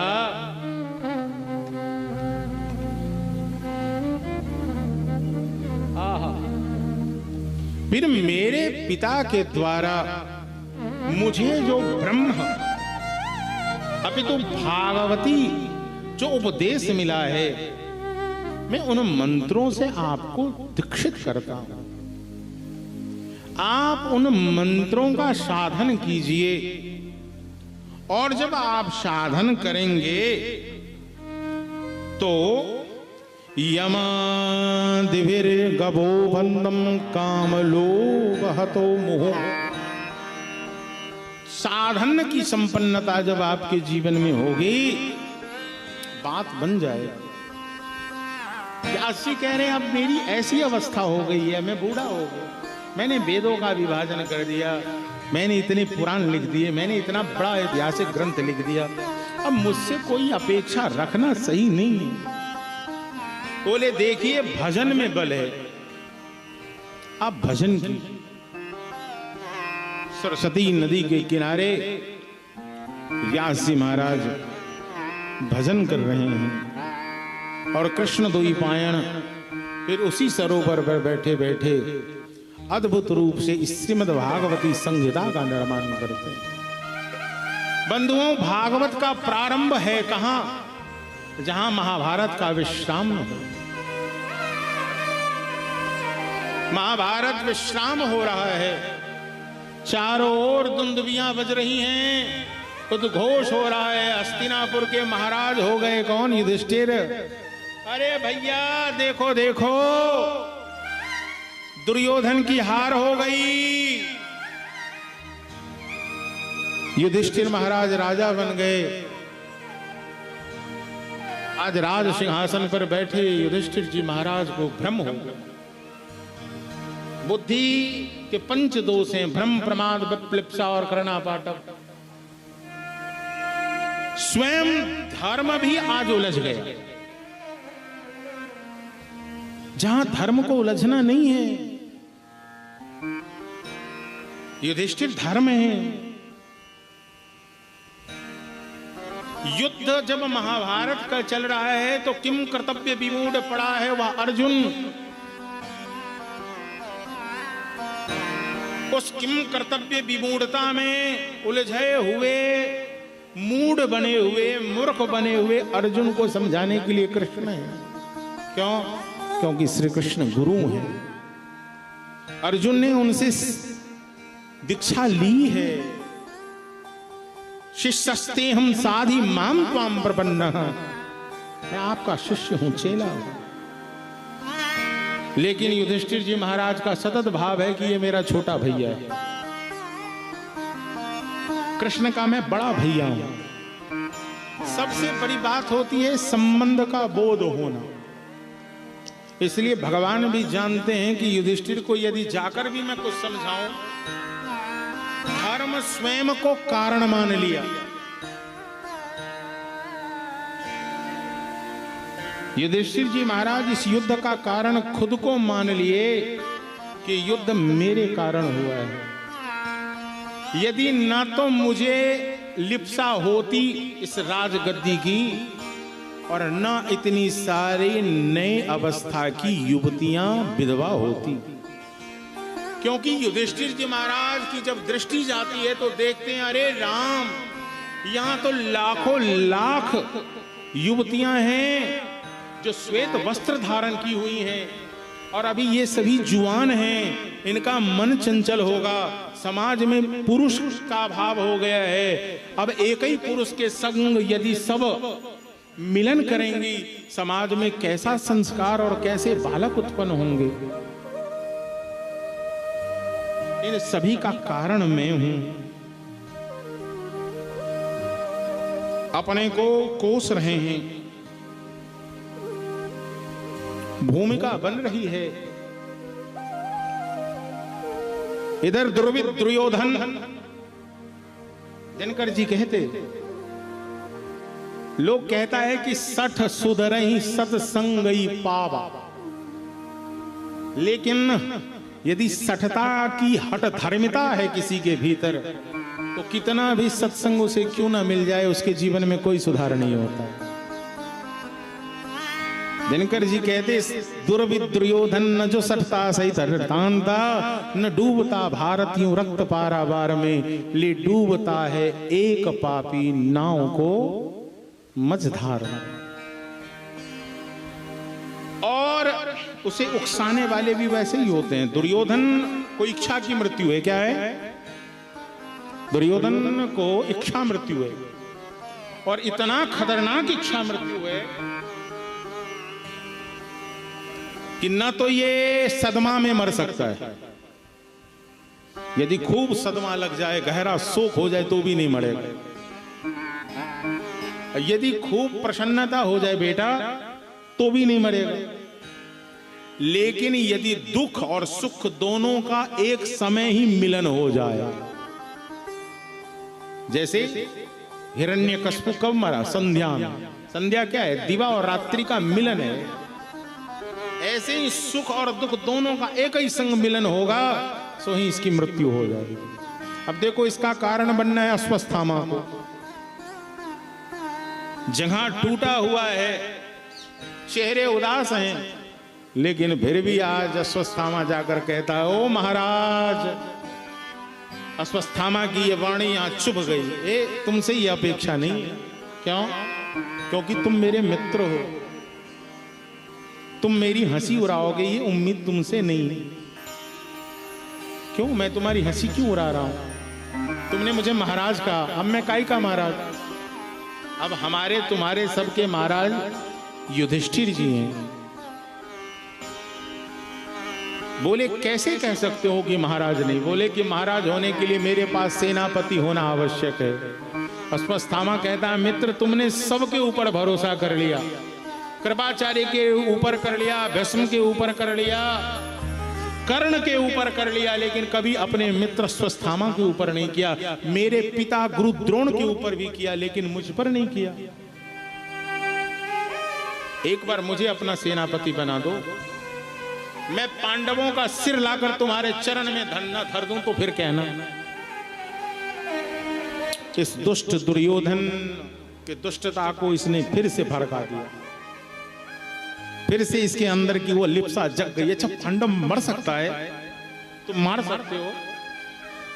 हाँ, मैं मार सकता हूं। इसे मालूम ही नहीं है कि जाको राखे साइया, मार सके नहीं कोई, बाल न बांका कर सके, जो जग बैरी हो। जिसके रखवारे गोविंद है, उसका कोई कैसे बिगाड़ कर सकता है? भगवान ने आज देखो कैसा सेवा कर रहे हैं। आज पांडवों के चरण पादुकाओं को उठा उठाकर अपने अपने अंगोछे में छुपाकर, और सभी पादुका को एक ही जगह रख दिए। कहां? जहां द्रौपदी का पुत्र शयन कर रहा था। मतलब 5 पांडवों के द्वारा 5 प्राप्त पुत्र जो हैं। और अश्वत्थामा आज रात की अंधेरी बेला में आया है। उसे क्या मालूम कि अंदर कौन है। वह तो सबसे बड़ी बात होती है, पादुका संकेत होता है कि भीतर कौन है। आपके घर के बाहर कितने जूते रखे हैं, उससे यह निर्णय हो जाएगा कि आपके घर के भीतर कितने लोग। कम से कम जो किराया पे मकान लगाता है ना, वो केवल जूता चप्पल ही गिनता रहता है। ज्यादा जूता चप्पल आ गया तो समझ ज्यादा लोग घर में बैठा है। लोग भी अब चालाक हो गए हैं, वह भी कृष्ण के जैसे पादुका उठा उठाकर भीतर छुपा कर रख दे। पादुका ही संकेत है कि पांडव इसी सीवर में सो रहे हैं। अश्वत्थामा की कोई गलती नहीं है, क्योंकि पांडवों के रक्षक श्री कृष्ण हैं, तो उसका भक्षण कोई और नहीं कर सकता। और इसी कारण आज अश्वत्थामा के द्वारा द्रौपदी के 5 पुत्रों की हत्या होती है। और उस सिर को लेकर जब वापस जाता है तो बड़े गर्व के संग जाता है। दुर्योधन को यह बात कहता है कि मित्र, मैंने तुम्हारे दुश्मन की हत्या कर दी। अतिशय प्रसन्नता होती है।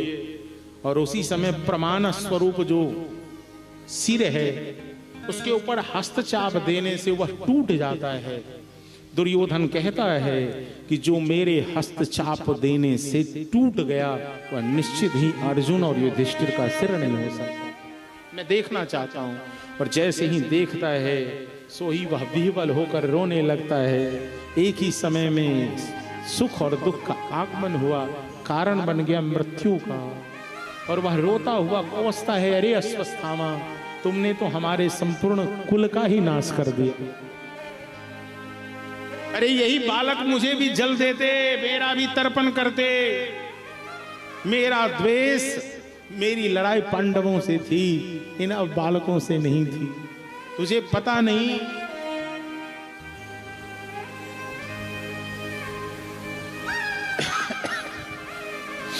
इसी क्रम में ब्रह्म हत्या का पाप लग जाता है कि नहीं, ऋषि हत्या का पाप लगता है, क्योंकि ये भी सभी छोटे बालक हैं। ऋषि हत्या का पाप लगता है। भीमसेन दौड़े दौड़े, आज जब सवेरे द्रौपदी चित्कार लगाती है, भीमसेन जब सुनते हैं तो भीमसेन अपने गदा को उठा लेते, अर्जुन अपने गांडीव को उठाता। किसने किया है यह कुकृत्य? भीम कहता, मैं उसके सीना को फाड़ दूंगा, उसके रुधिर का पान करूंगा, मैं रक्त पीऊंगा जिसने ऐसा कुकृत्य किया है। अर्जुन गांडीव उठाकर कहता है, मैं उसके सिर धड़ से अलग कर दूंगा।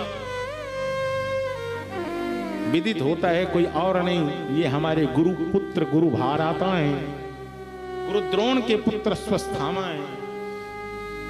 गांडीव लेकर दौड़ा हुआ अर्जुन अश्वत्थामा आते हुए देखा, ब्रह्मास्त्र का प्रयोग कर दिया। ब्रह्मास्त्र का प्रयोग जैसे हुआ,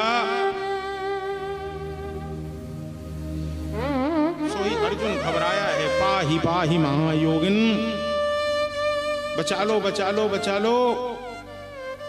भगवान रक्षक हैं ही, उस ब्रह्मपाश से मुक्ति मिलती है। अश्वत्थामा को पकड़कर लाया जाता है सभा में। विप्र बालक है, अर्जुन के सामने ही भीम दौड़ता है गदा लेकर, आज ही मैं इसके सिरे को फाड़ दूंगा, इसके रक्त को पीऊंगा मैं। सो ही द्रौपदी महारानी उठ जाती है, अरे छोड़ दो छोड़ दो छोड़ दो। निशम्यं भीमगादितं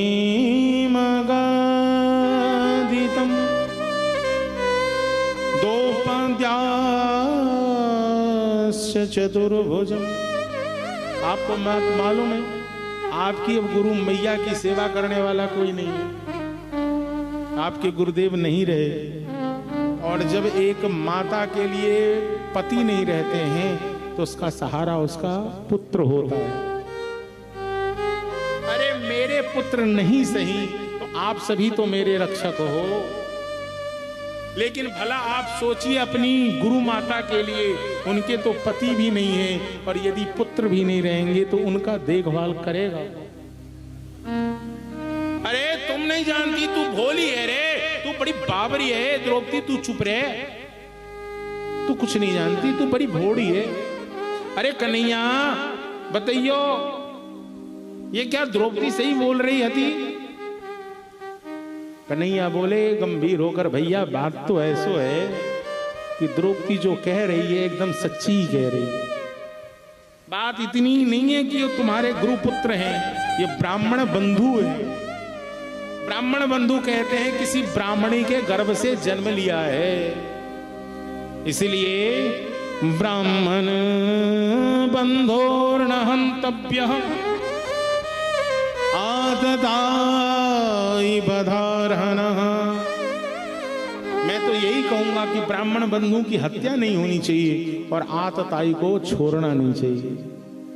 पूजिय विप्र सकल गुणहीना। ऐसा भी है भैया, पूजित करो, मारो मत। लेकिन कन्हैया आपने तो कह दिया कि मारो भी नहीं और छोड़ो भी नहीं, तो मैं क्या करूं? आतताई को छोड़ना नहीं है, ब्राह्मण को मारना नहीं है, तो क्या करूं? बोले भैया ब्राह्मण की मृत्यु तो तभी मान ली जाती है जब सभा में उसे लज्जित कर दिया जाता है। तुमने अश्वत्थामा को लज्जित कर दिया, यही इसकी मृत्यु है। भगवान ने अश्वत्थामा को प्राण दंड से मुक्त करवाया, लेकिन अश्वत्थामा ने फिर भी इसे अपने अपमान मानकर उसका बदला लेने के लिए तुरंत ही उत्तरा के गर्भ में पल रहे छोटे से नवजात के ऊपर में ब्रह्मास्त्र का प्रयोग कर दिया। उत्तरा महारानी घबराई हैं, अभिमन्यु मारा गया है, सुभद्रा का बेटा है अभिमन्यु, सुभद्रा की बहू पुतोहू है, परवधू है, पुत्र बधू है उत्तरा, लेकिन बहन कुछ नहीं बोल रही। सुभद्रा जी जाकर कह सकती थी अपने भैया से, लोगों ने कहा है तुम जाओ अपने भैया से कहो तुम्हारे पति, अब तुम्हारी बहू के पेट में बड़ी तेज दर्द हो रहा है, वो कह रही है कि उसका गर्भ गिरने वाला है। लेकिन सुभद्रा जी खड़ी हैं तटस्थ। किसी ने पूछा क्यों खड़ी हैं? बोली मेरे भैया उचित अनुचित जानते हैं, जो उचित अनुचित जानता है उसे कुछ समझाने की जरूरत नहीं है। सुभद्रा खड़ी हैं, लेकिन आज पाहि पाहि महायोगिन देव देव जगत्पते नान्यं त्वद्भयं पश्ये यत्र मृत्यु परस्परम् अभिद्रवती मामीशं सरस्तप्ता यशो विभुः कामं दहतु मानाथं मामे गर्भो निपात्यता। प्रभु ऐसा लग रहा है पाही पाही महायोगिन, मैं आपके चरणों में हूं। हे योगियों के योगी, गुरुओं के गुरु, देवों के देव, हे जगतपति, मुझे चिंता इस बात की नहीं है कि मैं मर जाऊंगा, लेकिन इस बात की चिंता तो मुझे है इस पांडव वंश का जो वारिस है, जो बिंदु है और जो आपके चरण का भक्ति ही होगा, वह शायद न बचेगा। क्यों? क्योंकि मैं मृत्यु को समीप देख रही हूं। मृत्यु परस्परम, मृत्यु से मेरा साक्षात्कार हो रहा है। उत्तरा ये नहीं कह रही है कि मेरी रक्षा कीजिए, तो मेरे गर्भ में पल रहे अपने भक्त की रक्षा कीजिए। आपको मालूम है श्रीमद् भागवत में वक्ता और श्रोता, वक्ता हैं श्री सुखदेव गोस्वामी, जिन्होंने अपने मां के गर्भ में ब्रह्म का दर्शन किया है, और श्रोता हैं श्री परीक्षित जी महाराज, जिन्होंने मां के गर्भ में हरि का दर्शन किया। और भगवान चतुर्भुज रूपधारी होकर उत्तरा महारानी के गर्भ में प्रवेश कर जाता है। जहां तृतीय स्कंद में कपिल देव भगवान माता देवहूति को कहते हैं कि पुनरपि जन्मम पुनरपि मरणम जठर, इसे भी एक नरक की संज्ञा दी गई है, लेकिन भगवान फिर भी विचार नहीं करते कि उनके भक्त यदि नरक में भी जाता है तो भगवान अपने भक्तों को नरक में से भी बाहर निकाल कर ले आता। ये केवल और केवल श्री कृष्ण ही करते हैं। उनका भागवती धर्म की विशुद्धता यही है कि इस धर्म में एक बार जो जुड़ गया उसका ना स्खलन होता है और ना ही पतन होता है। यदि तुम पापाचरण में भी फंस जाओगे तो गुरुदेव कहते हैं कि आचार्य की यह जिम्मेवारी होती है कि वह पापाचरण में लिप्त उस जीव को वहां से निकाल कर बाहर ले आएगा। इसलिए भगवान तनिक भी विचार नहीं किए और सुदर्शन चक्र लिए भगवान हरि उत्तरा के गर्भ में प्रवेश करते और परीक्षित महाराज को जीवन दान प्रदान होता। बंधुओं, आज का समय अति जो समय था 4 से 8 उससे हम ज्यादा आगे बढ़ चुके हैं। इसलिए आज के प्रसंग को यहीं विश्राम करते हैं और कल नमस्ये पुरुषं त्वादिमीश्वरं प्रकृते परम लक्ष्यं सर्वभूतानां अंतर्बहिर्वस्थितां माया जवनिका। इन सभी श्लोकों की व्याख्या कृष्णाय वासुदेवाय देवकी नंदनाय च नंद गोप कुमाराय। जहां कुंती महारानी कल श्री कृष्ण का स्तुति करेंगी, बाबा भीष्म के पास युधिष्ठिर जी महाराज जाएंगे, वहां से भगवान द्वारकापुरी जाएंगे, फिर पांडवों का स्वर्गारोहण होगा, शासन व्यवस्था परीक्षित जी महाराज के पास आएगा, कलयुग का प्राकट्य होगा, पृथ्वी और धर्म मतलब गैया और बैल का संवाद होगा, वहां से भागवत धर्म का निरूपण होगा, श्रृंगी के पुत्र शमिक का श्राप लग जाएगा परीक्षित को, फिर परीक्षित को कथा सुनाने के लिए गुरुदेव श्री सुखदेव गोस्वामी का आगमन होगा।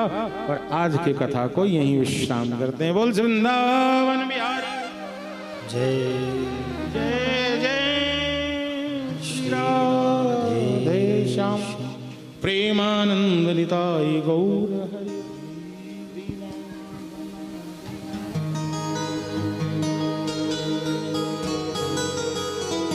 एक लाइन भजन की गालूं, फिर आरती प्रसाद होगी, आदि के सब की घोषणा करेंगे, जो कल की चर्चा परिचर्या होगी।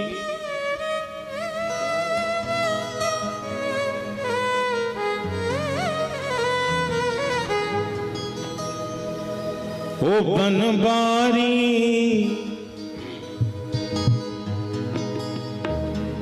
ओ बनबारी तेरी यारी ने, ओ बनबारी ओ बनबारी बनबारी तेरी यारी में दीवाना बना गया। बनबारी तेरी यारी ने दीवाना बना दिया, दीवाना बना दिया मुझे, मस्ताना बना दिया, दीवाना बना दिया हमें, मस्ताना बना दिया। बनवा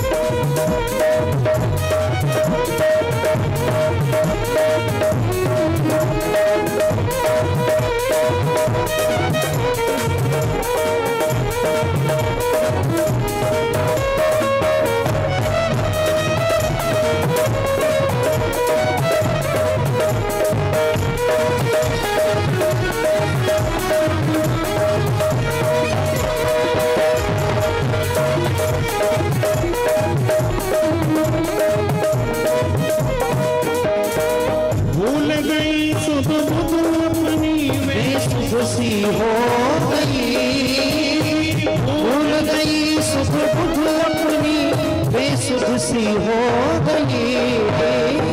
अपने ही घर में रहकर बेघर सी हो गई, अपने ही घर में रहकर बेघर सी हो गई। तुम्हें समा रहो तुम्हें समा बना के और खुद को परवाना बना दिया। बनवारी तेरी यारी ने दीवाना बना दिया। दीवाना बना दिया मुझे, मस्ताना बना दिया। दीवाना बना दिया हमें, मस्ताना बना दिया। बनवारी हो बनवारी, हे मुरारी तेरी चाहत ने दीवाना बना दिया। बनवारी तेरी यारी ने दीवाना बना दिया।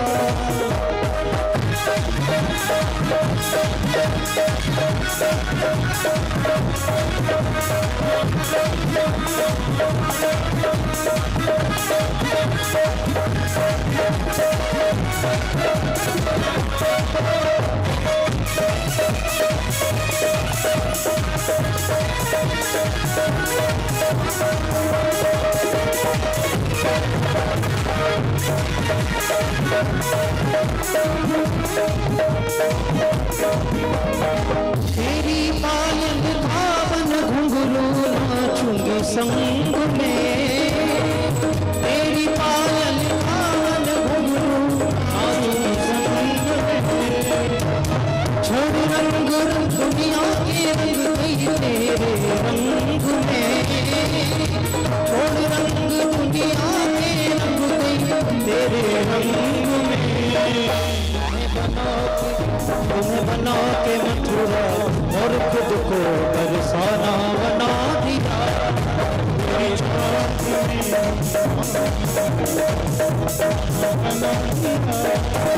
दीवाना बना दिया हमें, मस्ताना बना दिया।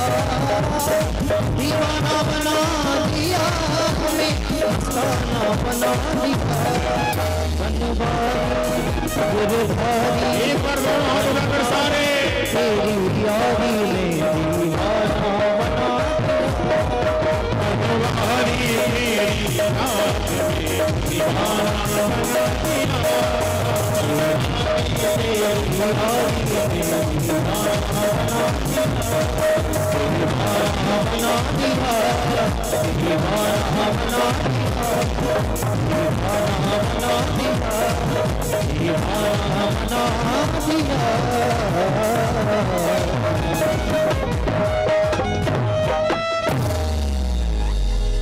बोलिए श्री भागवत भगवान की जय।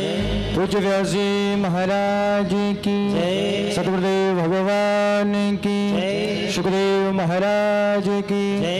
परीक्षित महाराज की जय। भागवत महामहोत्सव की जय। जय जय श्री राधेश्याम।